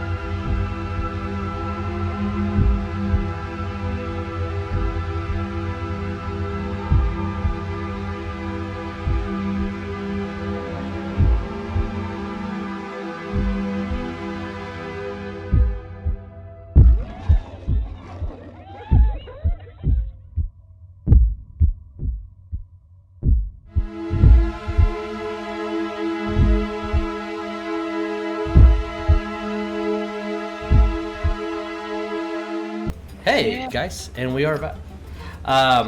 So as you guys are forcefully in an unpleasant manner, after goring some people, killing a few individuals here, but most of them rejoicing in the sound of thunder, as you're persuaded rather dangerously to be forced dropped down this tunnel, as a smooth ride in just pure darkness puts you out into a glorious blue sky. As you're in this this, I wouldn't say cave, but like half-sectioned semicircle, where stones are still above you, as you feel like almost like shot out of the middle part of the mountain, as you see the clear sky, city below. And a couple of things. You see a large amount of skeletons and swords and shields and broken spears littering this area. And let's put us there. Oops, I don't know what that did. Let's move us here. As the storm has this, you hear the lightning in the far distance. Just a, but you're no longer in what area. You hear bits and faint. Oop, that's not what I wanted. Faint bits of the music still throughout, but nothing threatening. As you all remember a bit of the conversation. You're just to explain why I'm going to refresh, there's a weird glitch on my end that sometimes when I switch music, just the song just appears and it's there forever. So let me quickly just reconnect so that goes away. But you can also hear me on Discord. As you guys shot out of the mountain, you see weapons, you see armor, you even see a small bag. You see leather bracers and a steel shield and wooden ones. Roll me perception, everybody.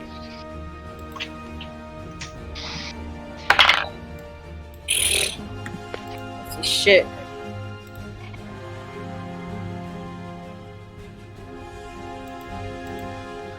Since I'm still waiting for cameras to load on my end, it might take a second or two. No, I think it's not going to initialize. Oh, This might be. I got a 4. okay, 4. You notice the dead bodies and weapons. Ryan, what did you get? It's a 10 plus 6. 16.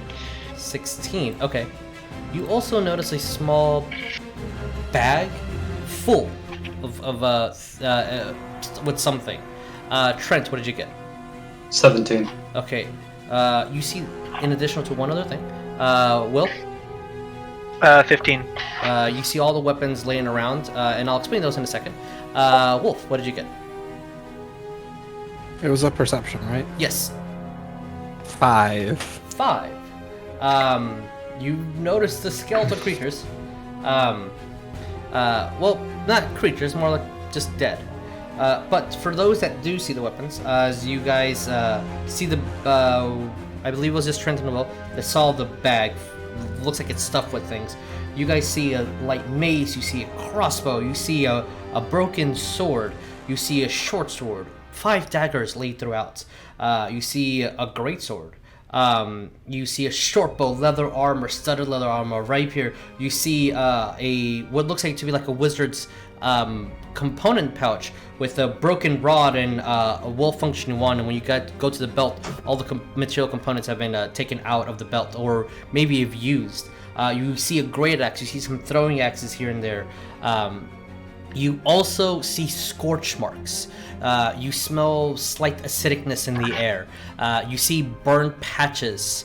You see stone crumbled and dried up blood here and there. What do you guys do? I look for my great axe. You If you will, actually, let me look for your great axe. There should be a great axe on this map. There might not be one for whatever stupid reason, but there should have been a great axe.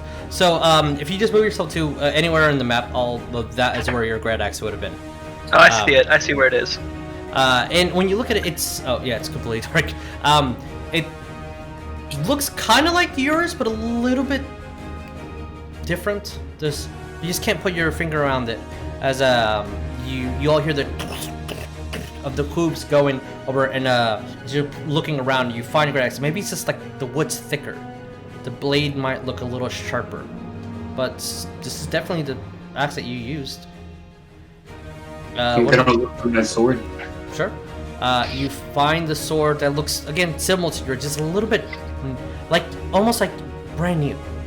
You see your plate armor, you see your shield as well.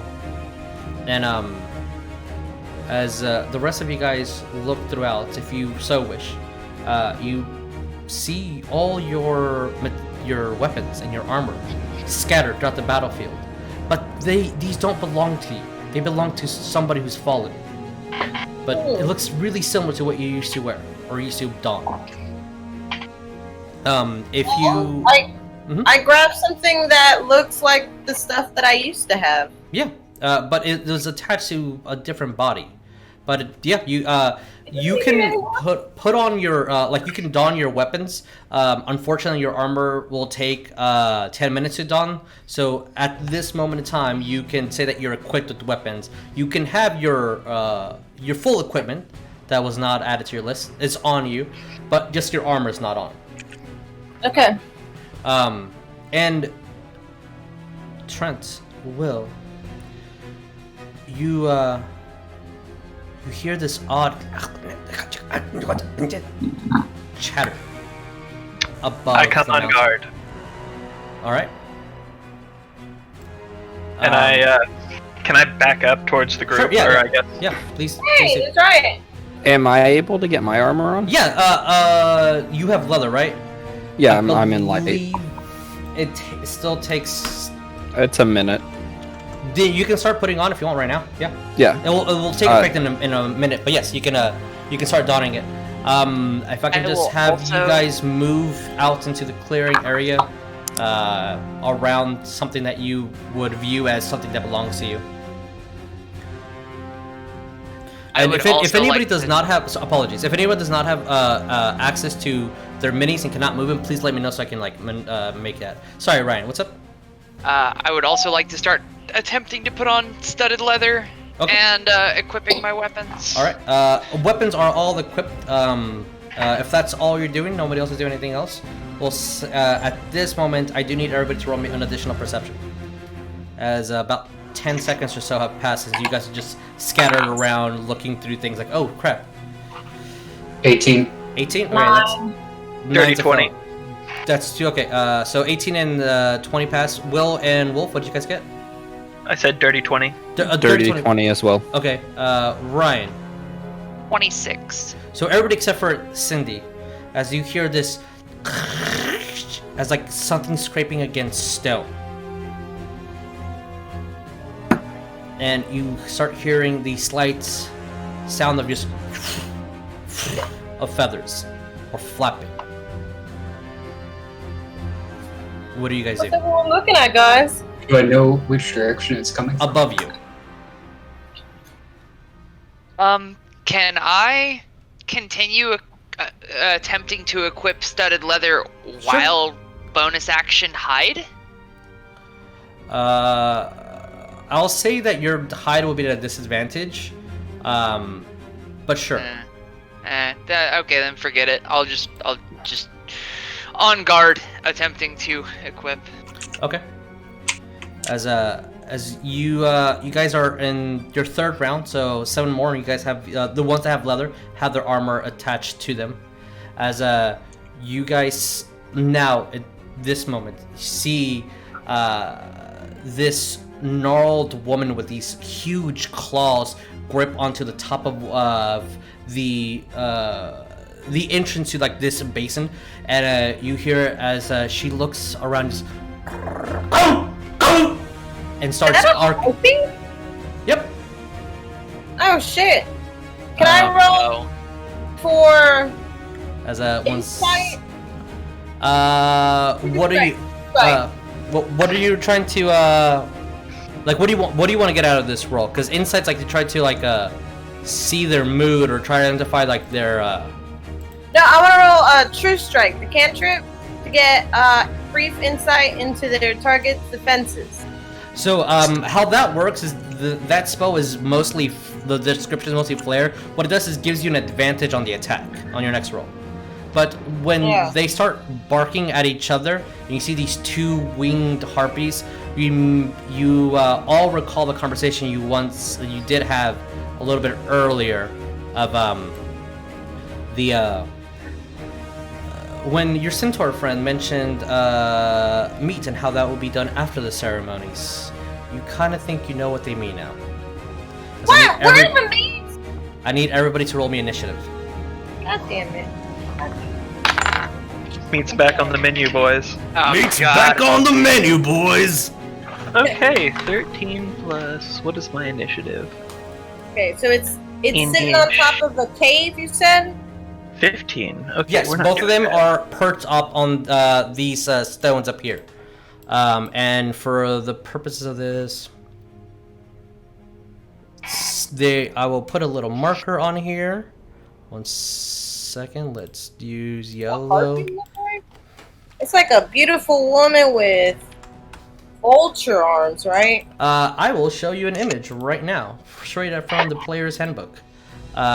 This is what the harpy looks like. So you see this almost fully nude woman with these gnarly long hands and huge claws and talons. Her feet are also look very vulture-like as these long, massive wings, strong enough to have this full-size human the ability to fly.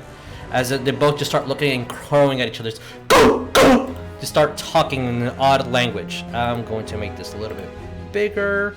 I don't know if that's able to be seen. Nope, not at all. 70 feet up in the air. Oh, you can't see it. God damn it. All right, whatever. Oh, you can't see it because it's in the GM layer. Layer check. Let me all right, let me change here. Okay, 70 feet. Let's make this slightly bigger. Boop, there we go. Oh, that's too big. Are we supposed to see it? Yeah, you will want to press enter. Okay. As just a little mark for us here fighting that it's 70 feet in the air. So with that, who got 20 or higher? Z did. Z. Okay. What do you add to perception? To initiative. Your dexterity. Okay. It should be on your because you're using D&D Beyond. It should be on your sheet. Already added on there. It's next to armor class. Yes. So usually I have either Jeremiah's in all the games is our initiative typer. Hey Ryan. I don't. Let me learn really quick. Yes, because you do. So the reason why I asked for this is because my spelling is atrocious. But if you look at the eye, you should see where it says text. And, yeah, I got it. Okay, so 20 or higher, we have Z, right? Yes. Correct. Okay, 15 to 20? 15. I got 16. Okay, so Harpy's got the 17. So Harpy's... I matched Harpies with a 17. Then you go first. Okay. So Zadrith, or however you pronounce your name, I'll apologize until I learn it. Harpies, then Molasses, then... Zadrith. Zadrith? No, Zadrith goes first. Harpies, Molasses. Then Asterion. Yes, that's what... You have two characters with Z as the first initial of their name. Yes. Wolf beat me in initiative. I had a 17. Yes, Wolf, Ryan, Harpies, Cindy, Will. Oh. Yes. Oh. Then by default, Trent is at the end. Yeah. So, with that,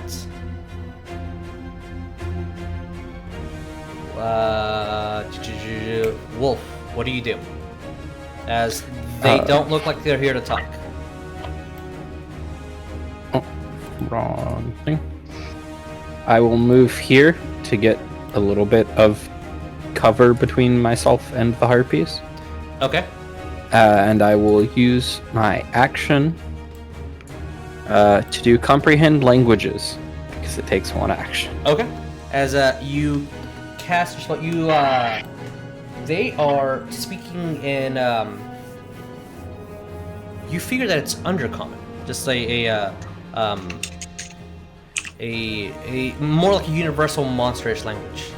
And when you casted your spell, the tidbit at the end of their conversation is, "These will be great sacrifices." So that's action bonus. You still have movement. If you want to speak, you can obviously speak. Yeah, I'll let the party know what they're saying. Okay. As it is conversed amongst you guys. Also, a house rule for us in combat: if you want to speak outside your turn, you're allowed to, but you have to sacrifice your or burn, however you want to interpret it. You have to use your reaction. So you have like reactionary spells or attacks of opportunity. If you speak out of turn, that gets eaten up, but you're allowed to for sure. Anything else? No, that's it for this turn. Okay. Then we have a swampy boy. All right. I'm going to abandon attempting to don my armor. Move.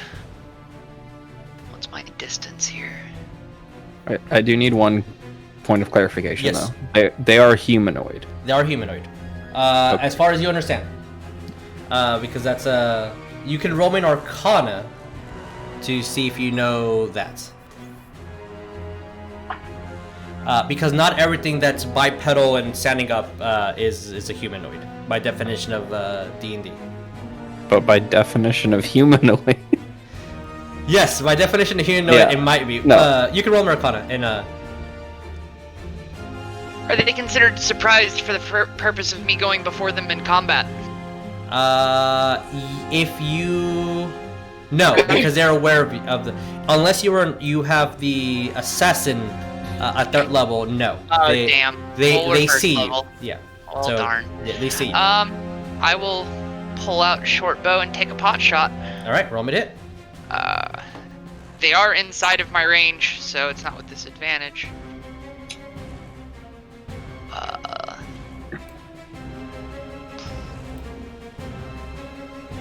What's my plus to hit? Oh yeah, it's +5 to hit. Okay, so that's a 23. 23 hits. Yeah, roll me damage. As Sure. you run up, grab your bow, release the shots. 6 damage. 6 damage. On right harpy. This one, correct? Yes. All right. As you throw the arrow, it grazes her right between her shoulder, and you don't hear a scream or pain, but you do hear just this like grunt. It was a good hit, but they're slightly too far away, and they Nope. look tough. No meat on the menu today, boys. Anything else? Uh, You can speak or move if you have more movement. was my bonus action pulling the bow? No, it's part of your attack. You still have a bonus action. Okay, then I will move back and bonus action hide. Okay, roll me a self. I will let you know that they are looking down at you, so hiding is They're kind of looking from hard. above. Yeah. This rock right here isn't obstructing view of, like, say this one, for It example. could be if you roll high enough. Okay. 12 plus.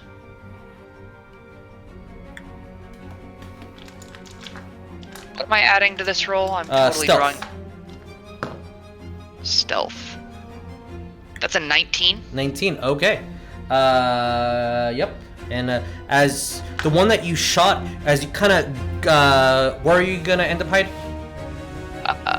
We're gonna hug right back up on this rock. As you kind of go underneath a part of the stone that's arcing above, creating some sort of shadow, and you kind of glance, and you see that the one that got scraped is looking at her arm, but the other one is just following your movements. Ah, crap. Okay, I tried. End turn. Okay, with that is Harper's turn. So this one's gonna land there, and this one's going to land on the ground. Also, please tell me that initiative's correct, because I kind of lost track of Asterion and Chameno, and I'm not sure if I have them switched or not. Yeah. Okay. As this one takes her full movement to land on the ground, and she is still 30 feet up. Alrighty. And the one that's is 30 feet up in the air, I need everybody within 300 feet. Yep, I need all of you guys to roll me a wisdom saving throw.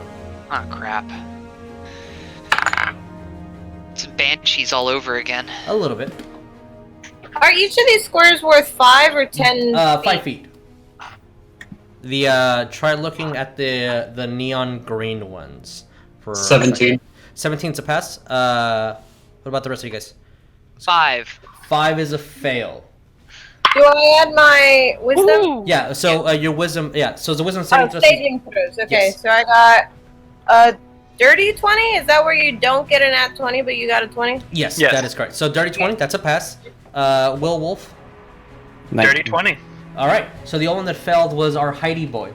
As you hear this odd,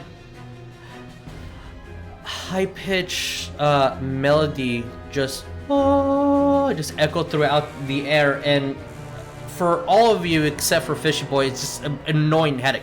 But you are considered charmed as long as she is singing. So she's as soon as you hear that, Zadrith, how do you pronounce your name? Zadrith. But Zadrith. yes. I'm going to ask until I can pronounce it correct. Zadrith, as you hear this song, and she does make a good point. We're just friends here, and that's why she is now your deepest and closest ally. You're not an idiot. You understand that this is still a situation, and you should probably be careful. But you don't know why you just attacked her. That's foolish of you. Like she's a good person. You should try calming everybody down. They're being a little aggressive. We just stepped here. I mean, you're the one that shot the first arrow. I mean, just talk it out. And Ryan, I apologize for you being the only one being charmed again. I am the charm sponge of all of your campaigns. Apparently, you're the only one. I'm used to it. You're the only one that gets charmed, and I don't know why. I'm gonna put a little pink token on this harpy to indicate which one you're attracted, charmed to. With that, Molasses, what do you do? Okay, so I'm close enough then to hit 120 feet away. If you go to roll 20 and you look at the a little ear with the ruler, you can actually this one's. Wait, that's what's inside, and this is because she's 30 feet up. The ruler? Huh? There's a little like a ruler. It's below the magnifying glass in the top left corner. Oh, look at that! That's cool. I'll let you know that because of the stone, she is completely blocked from your sight. You can see her though, up on her perch. And I can reach her. Mm-hmm. All right. You are that's 95 feet. So yeah, you are able to reach her. She's 30 feet in the air to calculate with a 65, but you're still within 100, so you can reach her. I'm gonna do firebolt. All right, roll me to hit. As now with the wand in your hand, you throw out your little bolt. What did you get? I add proficiency to it, right? Proficiency and your intelligence. It should be on your D&D Beyond. Let me open it to try to assist on where to look. As I also should have your card out. Yeah. So what did you roll in the die? I got a 9 in the die. Plus your proficiency bonus is 3 at this level, I believe. Is it? This is 2. No, then it might be 2. Sorry. So it's 11, and then your intelligence modifier. So plus 5, so 16. Yeah, 16 hits. Roll me damage. Sweet.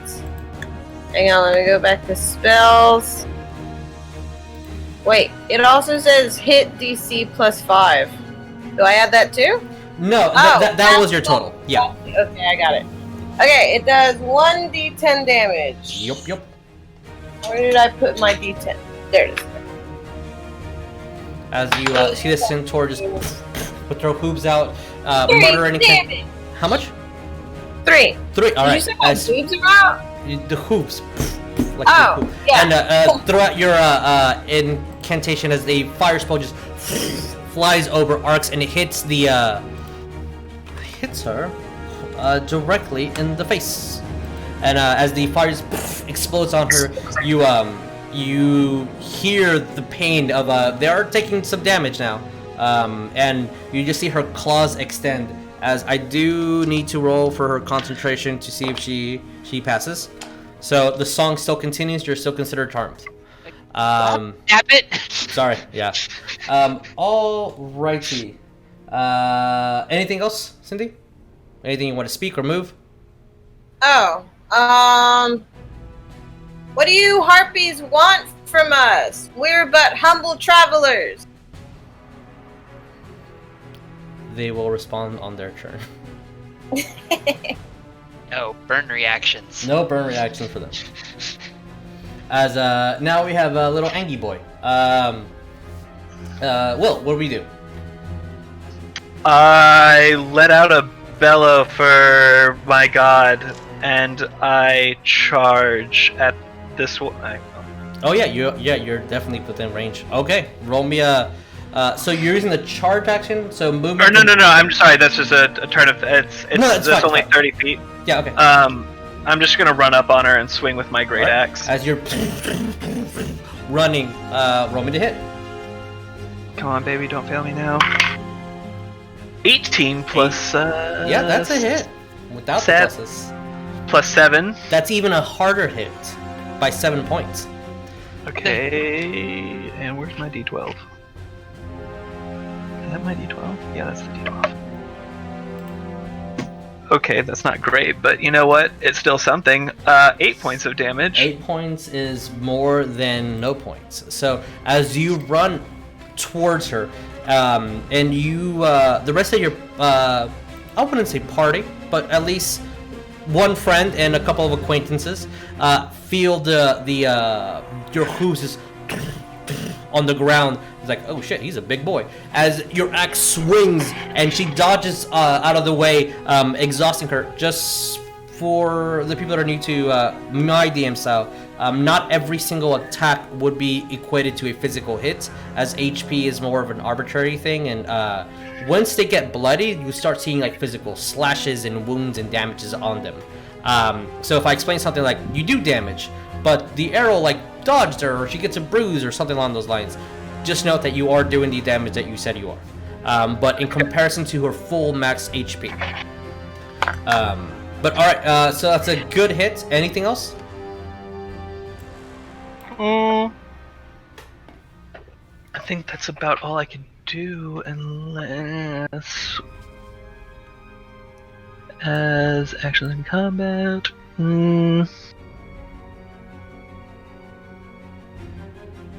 No. Alright, if that is it, we got hang on, I'm sorry.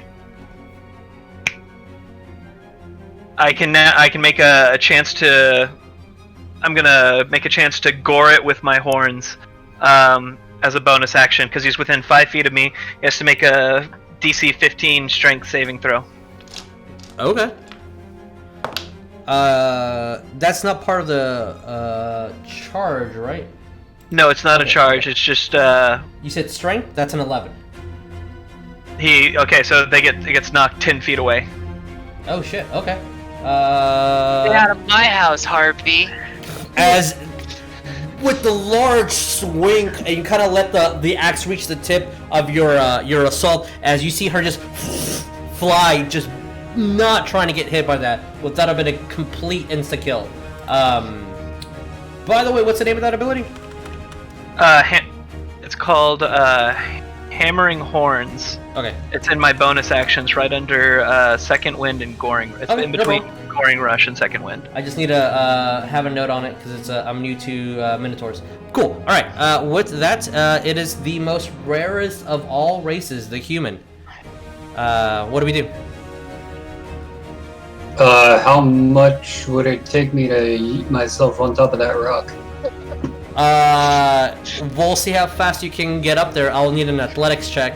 And if you succeed, it'll be each score will be considered difficult terrain. So so each one of these will be considered 10 feet. So roll acrobatics? Athletics. You're climbing. Athletics. Yeah. Gotcha. 13. 13. I'll say that your speed is 30, right? Yeah. You'll be able to get up here, so now you are 20 feet up in the air. Well, on that stone. Okay. I'm gonna put a 20 here for my own sake, just to. Oh, that says 30 instead of 20, to mark where you are. I already regret it. So you are in the middle. That was your action and movement. You still have bonus and speech if you want to say anything. No, I'm just gonna continue running full speed at the Harpy. All right, no problem. Top of the initiative order, Z. What do we do? What action would it be to do the Arcana test? To figure out if the they're like humanoid or beast? Because that's just like a general like understanding and knowledge of just your character themselves. Most of those I tend to just like, it's what you recall. You just know this, so you can roll it, and that's not a action or bonus. It's just a knowledge. Okay. 17. 17. You would know that they're not humanoid. They'll be considered more of monstrosities. They have a pseudo magical essence to them that has a lineage down from Nyx itself, from the beginning of time. So they won't be considered humanoids. Darn, neither of my spell choices would work.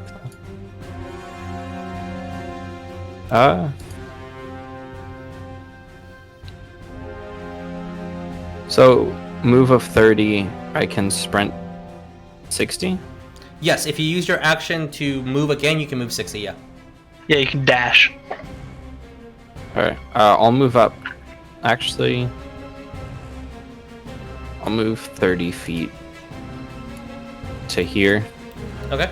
And I will inspire my Centaur buddy.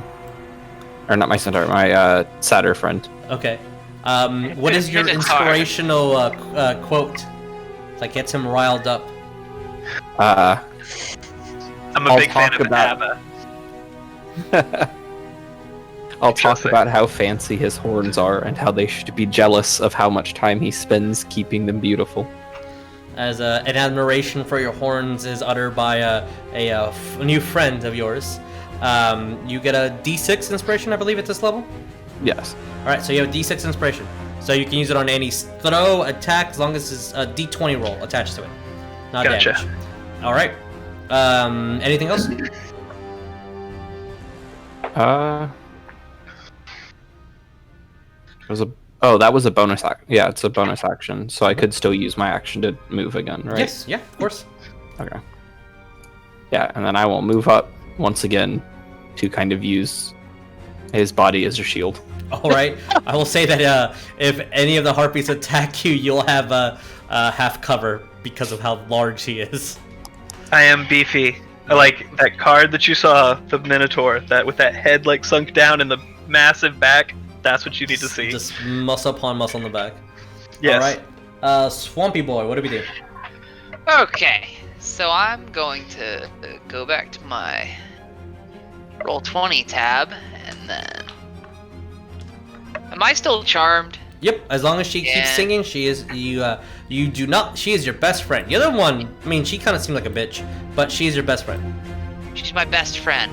Yep. Sometimes friends say hurtful things to their... Sometimes they do. You take that as you will, but you definitely don't want to attack her. Okay. I'm gonna be like, oi, can you keep it down a little bit? I'm fish out of water. Ears, kinda, you know, sensitive. We need you to chill that out. And then I'm gonna turn to my friends and say, we can probably stop this without violence, but first we need to be able to hear each other. Can I use a reaction? Yeah, of course. When he says fish out of water, Z will uncap his water container and splash some at him. As you get trickles of water on you. God damn it. Sure. I mean, might feel a little bit gooder. Yeah. Well, gooder? Feel better, yeah. You feel gooder, as my English says. Right. Can I use a reaction? Of course. I'm gonna take off my sandal and chuck it at the fish man.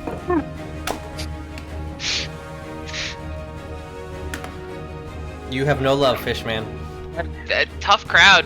Tough crowd. Z was showing him love. He Oh. was helping him with some water. Yeah, of course. It's some nice, refreshing Wawa. And this then, hot Texas sun. can I prep an action on the off chance that charm drops? Are you aware that you are affected by a spell? Am I? I don't know. While charmed by the harpy, the target is incapacitated and ignores the songs of other harpies. Charmed must move... Oh. If charmed target, it must move forward towards the harpy. Oh. You Well, must- I did move Yeah, forward. Is it more like a hypnosis kind of thing? Yeah, you want to just get to her. Okay. So I assume that means I can't prep an action. And yeah. in which case, I've moved the maximum distance and I'm not dashing towards this thing. I'm gonna walk zombie-like, I guess. Yeah. And It has to yeah. be more than 5 feet, so that's the only restriction. Okay, A requirement. I'll end turn. Okay. With a charmed boy being completely charmed, the harpy, she moves down 30 feet towards you, our worshiper of Helios. And just note that you guys, except for the Minotaur, your AC is low, and for our wizard friend, your AC is changed. So your AC is 10 plus your dexterity modifier only at the moment. As she moves down and tries to claw at you. With the first strike being a 6 and the second one being a 5. I rolled low, as low can be. As she just swings above and you kind of just dodge. Basic training for you. She has no skills whatsoever. As this one, and she's still singing because it's a bonus action, flies over towards you about 5 feet off the ground, Minotaur buddy. And that is a 10, which is a miss, and then a 12, which I believe is also a miss. It is a miss. Alright. Does that count as an attack of opportunity because she moves back within my threat range? She has to move away from your threatened range. And Okay. since you pushed her, it was a forced move. Unwilling for her. Okay.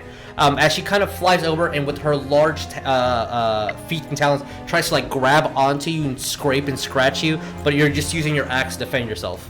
Harpies just went Molasses. You're the only one that I can remember because that's a regular word. It's like the perfect pony name. It's a good name. So what do we do?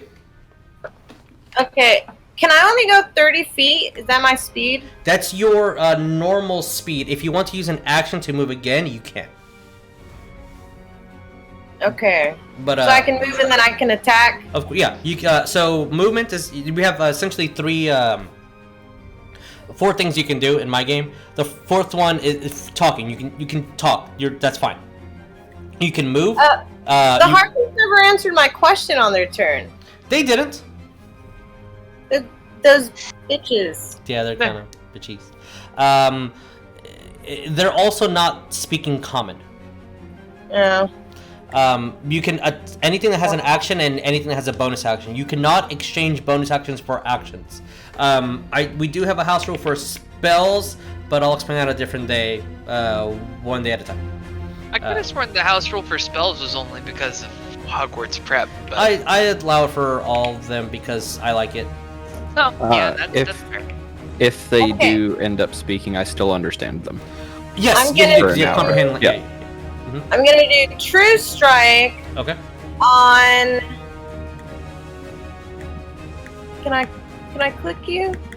You have to hold it. Select the yeah. There you on go. that heartbeat. Okay. I'm gonna put a little marker on her, knowing that you have advantage. So on your next attack, since True Strike is an action, unless you have a spell that says bonus action, or anything that has a bonus action to attack, you can do it this turn.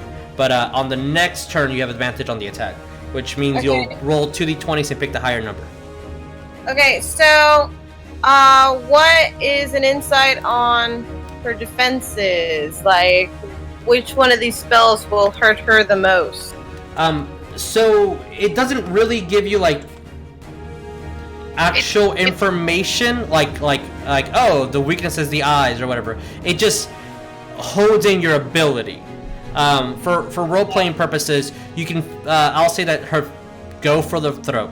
This hurt her where she stops singing. That's what you gather, which will grant you the advantage. But it's not like, oh, they're weak against fire or anything along those lines. It's just a little fluff on the spell. Okay. So as you point, I believe the requirement is you pointing. As you point at her and are getting a little bit of information, her talons are definitely dangerous, and as long as she has the fishboard distracted, so hit her on the face. Hit her where it hurts, where she has to stop singing. Okay. So you still have a bonus action if you have anything that requires bonus actions? And it's gonna say bonus action on it? Yeah, it would say bonus action, yeah. Then no, I don't. Okay, so on your next attack, just note that you have advantage against her. Okay. All right.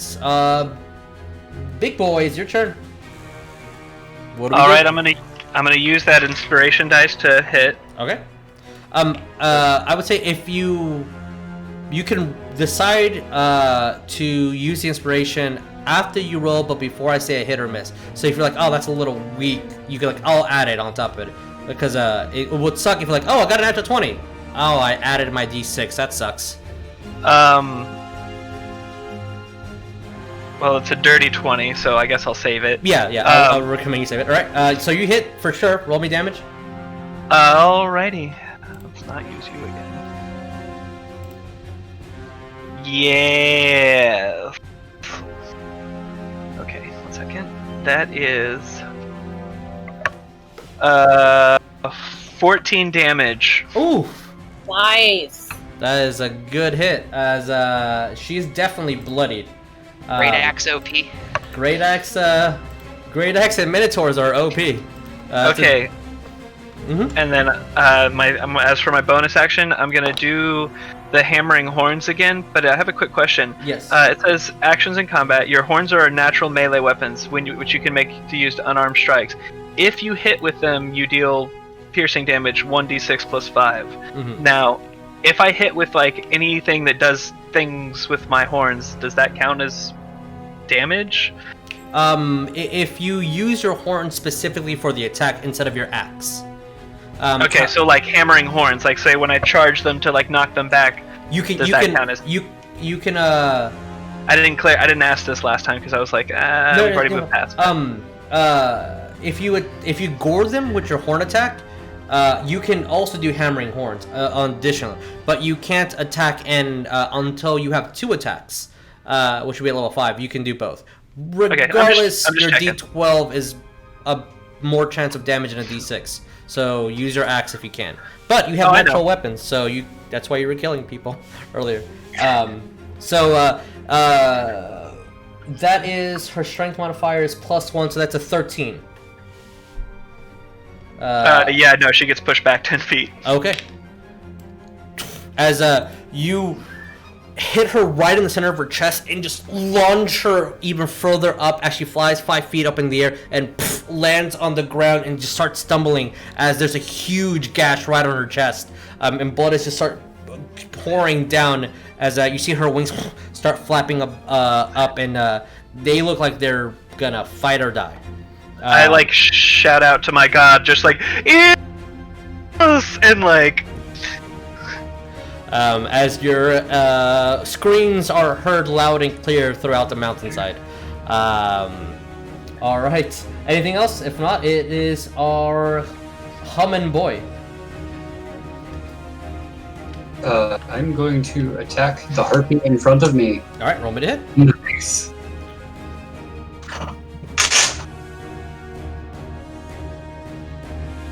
Let's see.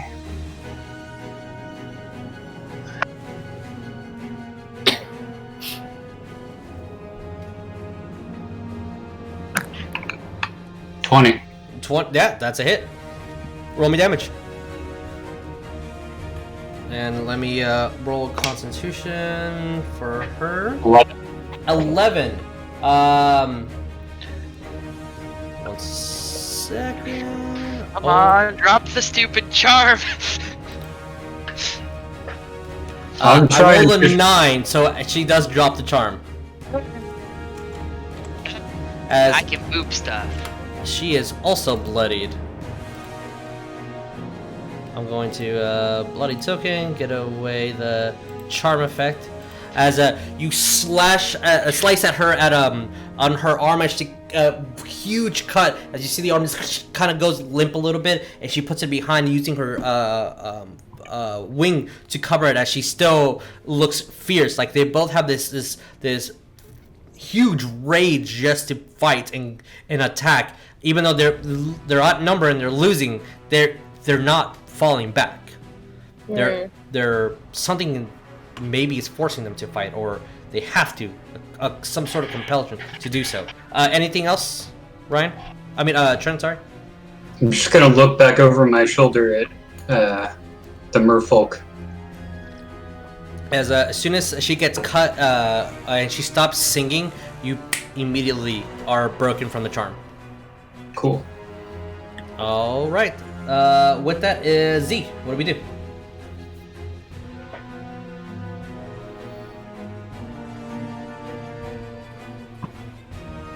Is she the one that my Satyr buddy hit? Is she on the ground still? She's on the ground. Yeah. Cool. I will move up and attempt to hit her with my sword. All right. Roll me to hit. As you see the light footsteps bouncing a little bit here. Move for the attack. What did you get?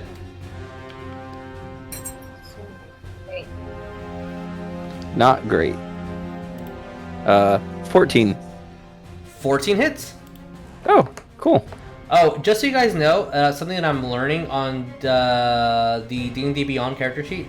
If it has a box, you can click the box and it auto will roll for you and tell you the results. For And for that's the how much damage? 10 damage. 10 damage. Oh, that's a good hit. As you start skipping here back and forth, and you a slight little jump from your little satyr hooves and strike her right directly into the chest as your blade goes short sword. What's your weapon? That's a longsword. As your longsword goes through and you pull it out, and you think she's gonna fall, but she stands up. She's she's barely hanging on. And I'll say to my friend, "Don't worry, I'll protect you." As Halfhorn, you are being protected. As you hear a small little Puka in the middle of the fight, and she is encouraging you guys. She's mad because she hasn't gone outside yet. Oh, okay. Sorry, Puka. It looks like this fight's going to be a lot done sooner than anticipated. Don't worry, Puka. With that, it is Ryan. What do we do? Ew. Okay, one, I was getting a little ahead of myself. I forgot that rogues don't get bonus action hide until 2nd level, so it didn't really matter because I got charmed anyway, but that's my bad. No, but I also, I thought that was an initial thing as well. I thought a cunning action was level 1. My bad. No, it's level 2. So with the charm dropped, I'm going to move back, and bow's still equipped. Can I hit her? She's 30 feet up on a rock, right? Yeah, she has a little bit of cover, but you can try to hit her. If I move back a little more, because I already moved 10 feet, let's go 20 feet. I don't know. Yeah, I'll take a pot shot. All right, roll me to hit.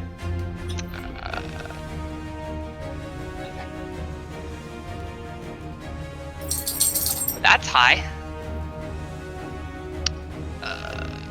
Bow is +5 to hit. That's 24. 24 hits. It was a nat 19. All right. So, And you have an ally within 5 feet. Wait, do you consider him an ally?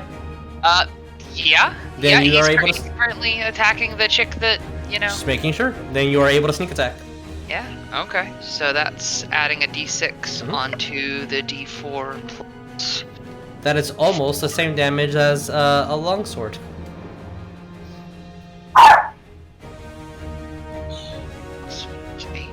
It's 11 points. Oof, that's a good hit. As you shoot an arrow, strikes her right into her chest, dead center, as she is still hanging on. Anything else? Nah, I'm good. All right. Okay. Now it's the Harpy's turn. They're going to try striking at you. Let's go with Mr. Helios first. That is a 14 and then a 12. Do those hit? It's against my AC, right? Yeah. At the moment, your AC would be just your 10 plus dex. That's 11. Both hit. Okay. So you will take... Oh no. That is... Let me look over here. Yep, that is 7 points of damage as both claws. Well, she strikes with one and then tries to fly up in the air and doesn't have enough motion, so she just lets gravity take hold and slashes you downwards. And if you guys get half your HP or below, let me know, because you're bloodied, and then your party members also visually see that you're bleeding, hurt, or whatever the situation is. I believe that is below half. Alright, so you can put a little marker, I'll put one for you. But as you see these claw marks right at your face that definitely gonna leave a mark if not healed fast enough. Alright. And then against our Sayter friend, that is a 12 and then a natural 1, which does not confirm. Does 12 hit your AC? No. Okay, as she's trying hard to claw you, but you see that she's also fighting to stay conscious, and they're just wide shots, not even close to where you are. Clarification, is it me or the Minotaur? You, Z. Okay. Yeah. Okay. No, neither hit. Okay. With I that... wish one of them did, though. Oh my. With that, it is Molasses' turn. What do we do? Alright, so I have that true strike advantage. Yep, so you roll 2d20s, take the higher of the two. Alright. And I am going to... So I can remember everybody's names. hang on. Okay, I'm gonna get right up on this harpy. Okay. Right there. Are you going to And try to I am- climbing on top? Because that's going to take an action. Or you want to just take a pop shot? Yeah, this is a cliff going above. Oh, can I move right here? Sure. It's giving you a slightly harder angle, but you do have the advantage, so it's up to you. The further you are in distance, the easier it is to see them, since they are above. Okay, but it's like she's within 10 feet, right? She would. He's It'll 20 be feet 50 elevated. Yeah. So no, it won't, because it's 20 feet elevated. So she's not within 10. Damn. Okay. if I move onto the rock, can I still attack with a cantrip? It would by rules, yes. By our rules, yes. How that works is if you are able to do so, if you don't take any damage or any aggressive action towards the monster, any cantrip that is considered an action, I will sub for a bonus action. So if you get up there, yes, totally, you can do it. If I get up there? Yep. Well, we'll see if you can. You also have a harder time climbing because of your Centaur body. That is one of your restrictions. Alright. I'll move back to where I was then. Okay. And I will just firebolt her. Roll me to hit. You have an advantage on the attack. Alright. I'll clear in here. Any one of those die things. Alright, so I got 8, 9, 10, 15 to hit. 15, okay. Did you roll 2d20s? No, I only rolled the first one. Okay. And then, shit, the second one's a 1. Okay, so you're taking obviously the first one. Right. So you do hit, so roll me damage. Sweet, okay. 1d10. I do 10 damage. Alright, as you kind of go up to... she's too high, step back a little bit, not sure. Fuck it! Throw out your firebolt as it goes and it implodes inside her, and you just see the bodies as explodes. She's dead. Anything else? You still have since you do some action, you still have you can speak bonus if you have anything for bonus. I do a cool rear up. I'm like, I'm just too hot to handle. Z, someone is going after that bardic throne. Yeah, I have social awkwardness is one of my traits. I immediately vicious mockery her pose. Oh my gosh, no! All right. And with that, Molasses win. All right. Big boy, what do you do? I'm charging up to him, All right. and I'm gonna attack him with my big old great axe. All right. Roll me to heat. 19. 19 hits. Roll me damage. Actually, well, that's no. 22. That hits more.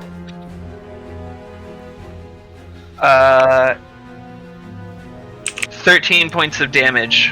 As the axe just gets embedded right into her skull, and does not move, does not budge until you pull it out, and the harp just falls down.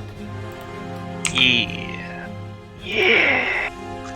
I like stomp on her, and then I raise my axe into the air, and I shout out, "Hero!" As another shout towards your god. As the conflict seems to be over, what do you guys do? I finished putting on my armor. Okay. I also finished putting on my stupid I leather too armor. will finish putting on my armor. I too will finish putting on my armor. As you all do, and anything specific other than just putting on armor, or that's pretty much what we're doing. I will I also cut put back on my sandal. Oh, I cut off a leg of the harpy. Sure. Since you're not putting on armor, you sure, yeah, you can. It's not hard with the great axe, but I take that leg, chicken Alright. leg. You have a harpy Z leg. collects some feathers. Okay, add those into your inventory, please. I want add that to to my leg. a nice crossbow. Yeah, there's yeah. You I believe because there's a couple of weapons that are not in y'all's inventory. If you collect a crossbow, there is only 10 bolts that are able to be used.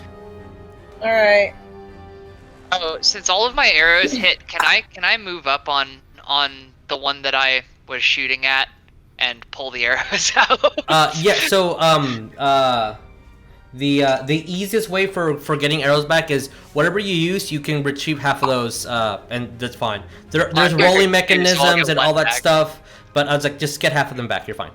Okay, I'll get one back. That's After fine. I'm done putting my armor on, I'm gonna go check out the backpack that none of us have looked at. Sure. As you do so, You see a map, some cartography kits. You see a flask that feels warm to the touch, and this odd, heavy, like 20-pound cylinder of metal with 3 emblems on it. 3 arcane runes. Give me a second. I'm gonna ask what those are, but give me a second. Sure. As you're looking at all this and everyone sees that happening, you from the tunnel that you guys slid through, you hear, "No, this is not supposed to happen," and you hear this large lightning strike, and up top of the mountain you see this large blue entity with hints of red on them, with this long horn at the tip. This as you guys see a blue dragon on top of the mountain, just roaring at you guys. Dragon? Yep. What's he saying? Oh. Is it primordial? Nope, it's Draconic. Hey, look, I understand that. Yeah, because you have comprehend language. As I'm trying to get this little boy, I will, for the purposes of like the map not being full size, I'm just gonna put him there. He's not there, obviously. He's about 300 feet above you. As you do hear Z. Foolish! I will eat your flesh, those that have failed me. And you see a bolt of lightning goes towards the church, and the dragon kind of flies above you, roars, and then goes towards the church, and you hear a couple of screams. After he says it, I'll translate it for the other people around, and then I'll kind of cone my hands around my mouth to try and project. Okay. And yell back towards the church and just say, "Hey, assholes, y'all fucked up." As the projection is heard eloquently channeling above, you start hearing prayer, and then you start just hearing the slaughter of people, just claws and lightning appear. And as you guys are gathering what you need, you do see that there is a pathway starting to go down below into the cities below the mountain. And let's go that way. For the purposes of time for our game, since it's 9:31 at the moment, we'll say that as you guys collect all your materials, only one of us bloodied in the fight. We're going to pick up our game in 2 weeks down below the mountain. And as you guys learned that you have masks that are given only to those that travel to the underworld for the reasons of dying, knowing that this is a different age entirely of people, and apparently heroes that have not been noted in your time. Well, that's where we'll pick up, and we'll see you guys here in the audience next time. So, all right, guys. Bye. Adios. Please be safe. Have a good night. Take it easy, guys.